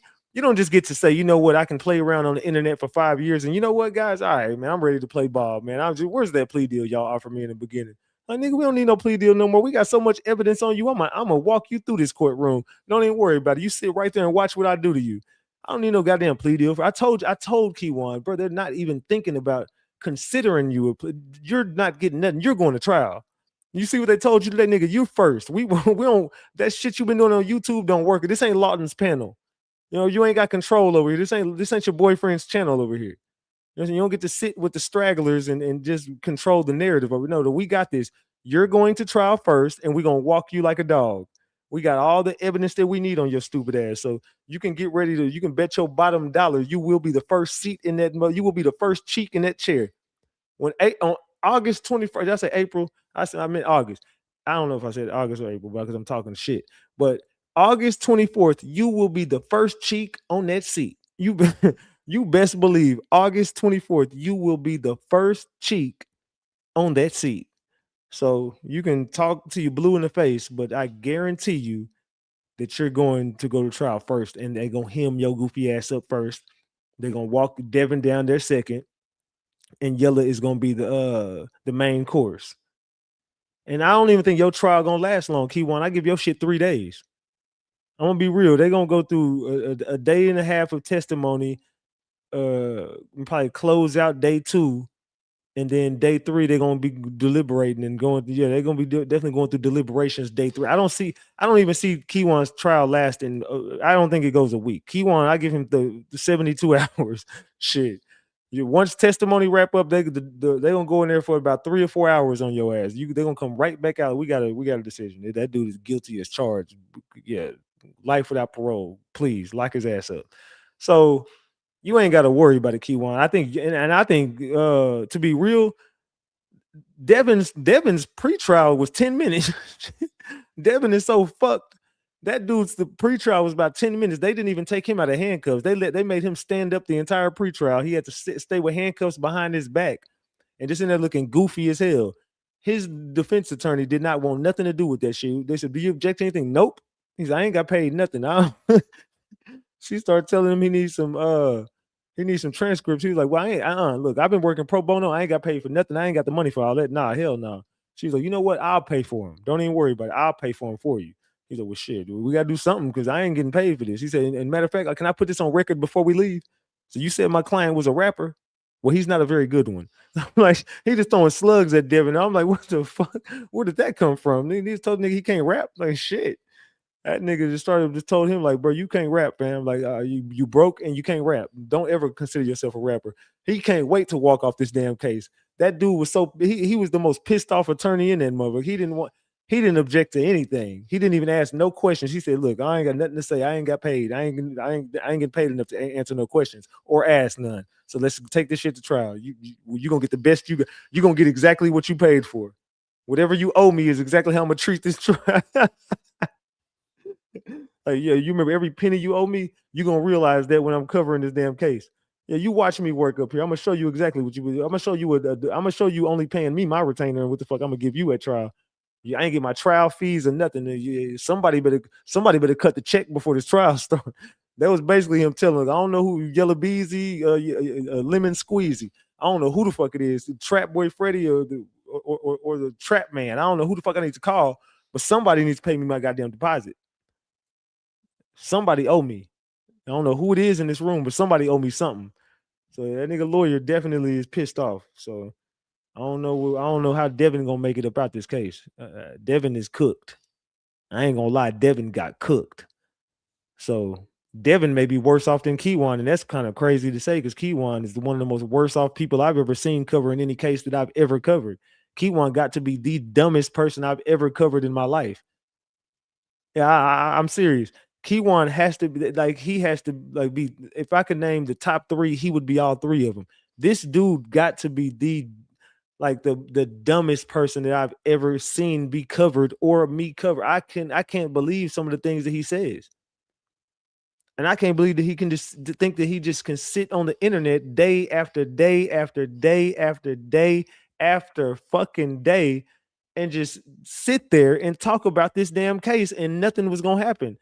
You thought that you was still finna be able to go live on YouTube tonight and be like, see, I told y'all, man, the master plan worked. It's all working out now. You see, I always win. Throw them cash apps. I'm finna give y'all the real. Yeah. Throw them cash apps. I'm finna give y'all the real, man. Well, as soon as the cash app come in, I'm gonna tell y'all everything y'all need to know. Somebody send $60 right now. I'm finna air this bitch out. That's how goofy he is, bro. Come on, like I can't take you serious, Kewon. You're a fucking idiot, bro. You gotta be the dumbest person I've ever seen in any case, bro. I'm like, this dude. And then Lawton fat pants wearing ass just over there letting you do that. Ain't your homeboy, fam. I'm being dead ass serious. When you realize it, when you get the death penalty or life without parole, you're gonna realize that I should have never went to Lawton's channel, fam. I feel dumb as hell. Them little $300-400 a month we made over there just wasn't worth it. So whenever the judge hammers down that life without parole or caused by death or whatever, whenever your ass sitting on death row somewhere, I hope Lawton is still bringing you on his live on death row 20 years from now before your execution or whatever. So Kewon, all that clout chasing, where do you think it's gonna get you, brother? It's gonna get you life without parole at the bare minimum.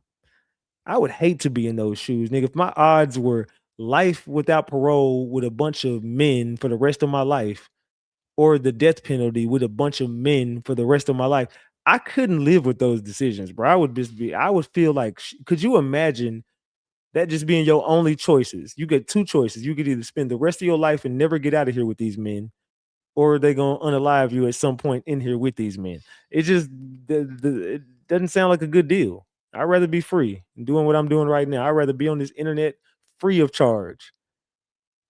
You know what I'm saying? Free as a fucking bird. Kewon, you got a lot of stuff going on, my brother. You got a lot to think about. You got a long road ahead of you to think too. You're gonna be in that motherfucker thinking for quite some time, Kewon. I'm gonna be real with you. You will be in that motherfucker thinking for quite some time. I promise you that, Kewon. Ratchet gang, what are we gonna do with the Mo 3 case, man? What are we going to do with the Mo 3 case? I couldn't tell you what we're gonna do, but we definitely gonna do something. Chat. Y'all think Kewon getting out? Does anybody in here think Kewon gonna beat the case? Yes or no? Will Kewon beat the case? Let me know in the chat. Will Kewon beat this case, gang? Is there any chance of him walking off this case? Man.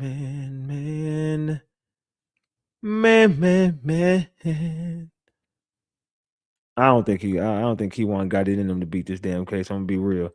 I don't think there's I don't even think there's nothing in me that says Kewon has a chance. There's nothing even in me that says Kewon got a chance to even beat this shit. Nothing. Let's keep it a big buck. Man. So I don't know, chat. We got a long road ahead of us before this shit ends. That's my coverage for the day, man. I gave y'all all I could give you. But Kewon, good luck, brother. Good luck on life, because you'll never walk free again. You could bet your bottom motherfucking dollar of that shit. Hey, y'all go stream my album, Too Late to Feel. Y'all make sure to stream my motherfucking album, man. And yeah, I love y'all, man, more than y'all will ever know. This your boy Big Ratchet. That's Ratchet Gang. And this is Ratchet TV. I love y'all, gang. I'll see y'all tomorrow, man. I'm gone.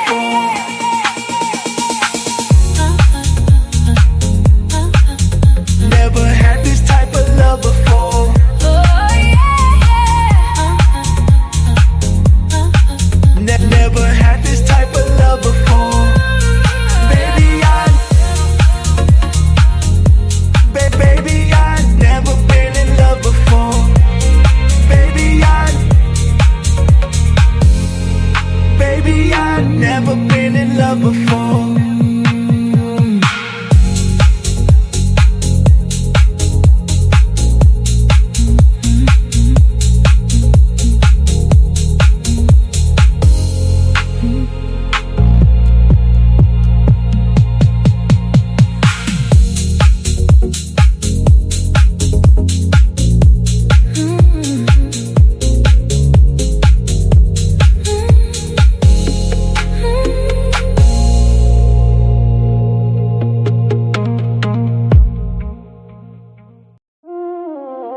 I gave you all my time. Now you calling when I shine. Now you love me, now you love me, now you love me when it's too late. Heart cold, I don't feel the same. You was playing games, now you wanna stay. Too late, too late. Now you calling, I decline. You ain't wanna ride my way. Now I'm up, now you switching sides. Too late. I was down bad, you ain't pick up the phone. Now I'm lit, you keep saying you alone. Where was you when I needed that love? Now you popping out trying to be the one. You ain't seen me grinding through the pain. Now you see the change, now you know my name. Funny how it all changed up quick. Now you wanna come back, but it ain't the same. You had your chance, you let me go. Now I'm gone, you moving slow. Now you're trying to love me. Now you love me when it's too late. Heart cold, I don't feel the same. You was playing games, now you wanna stay. Too late, too late. Now you calling, I decline. You ain't wanna ride my way. Now I'm up, now you switching sides.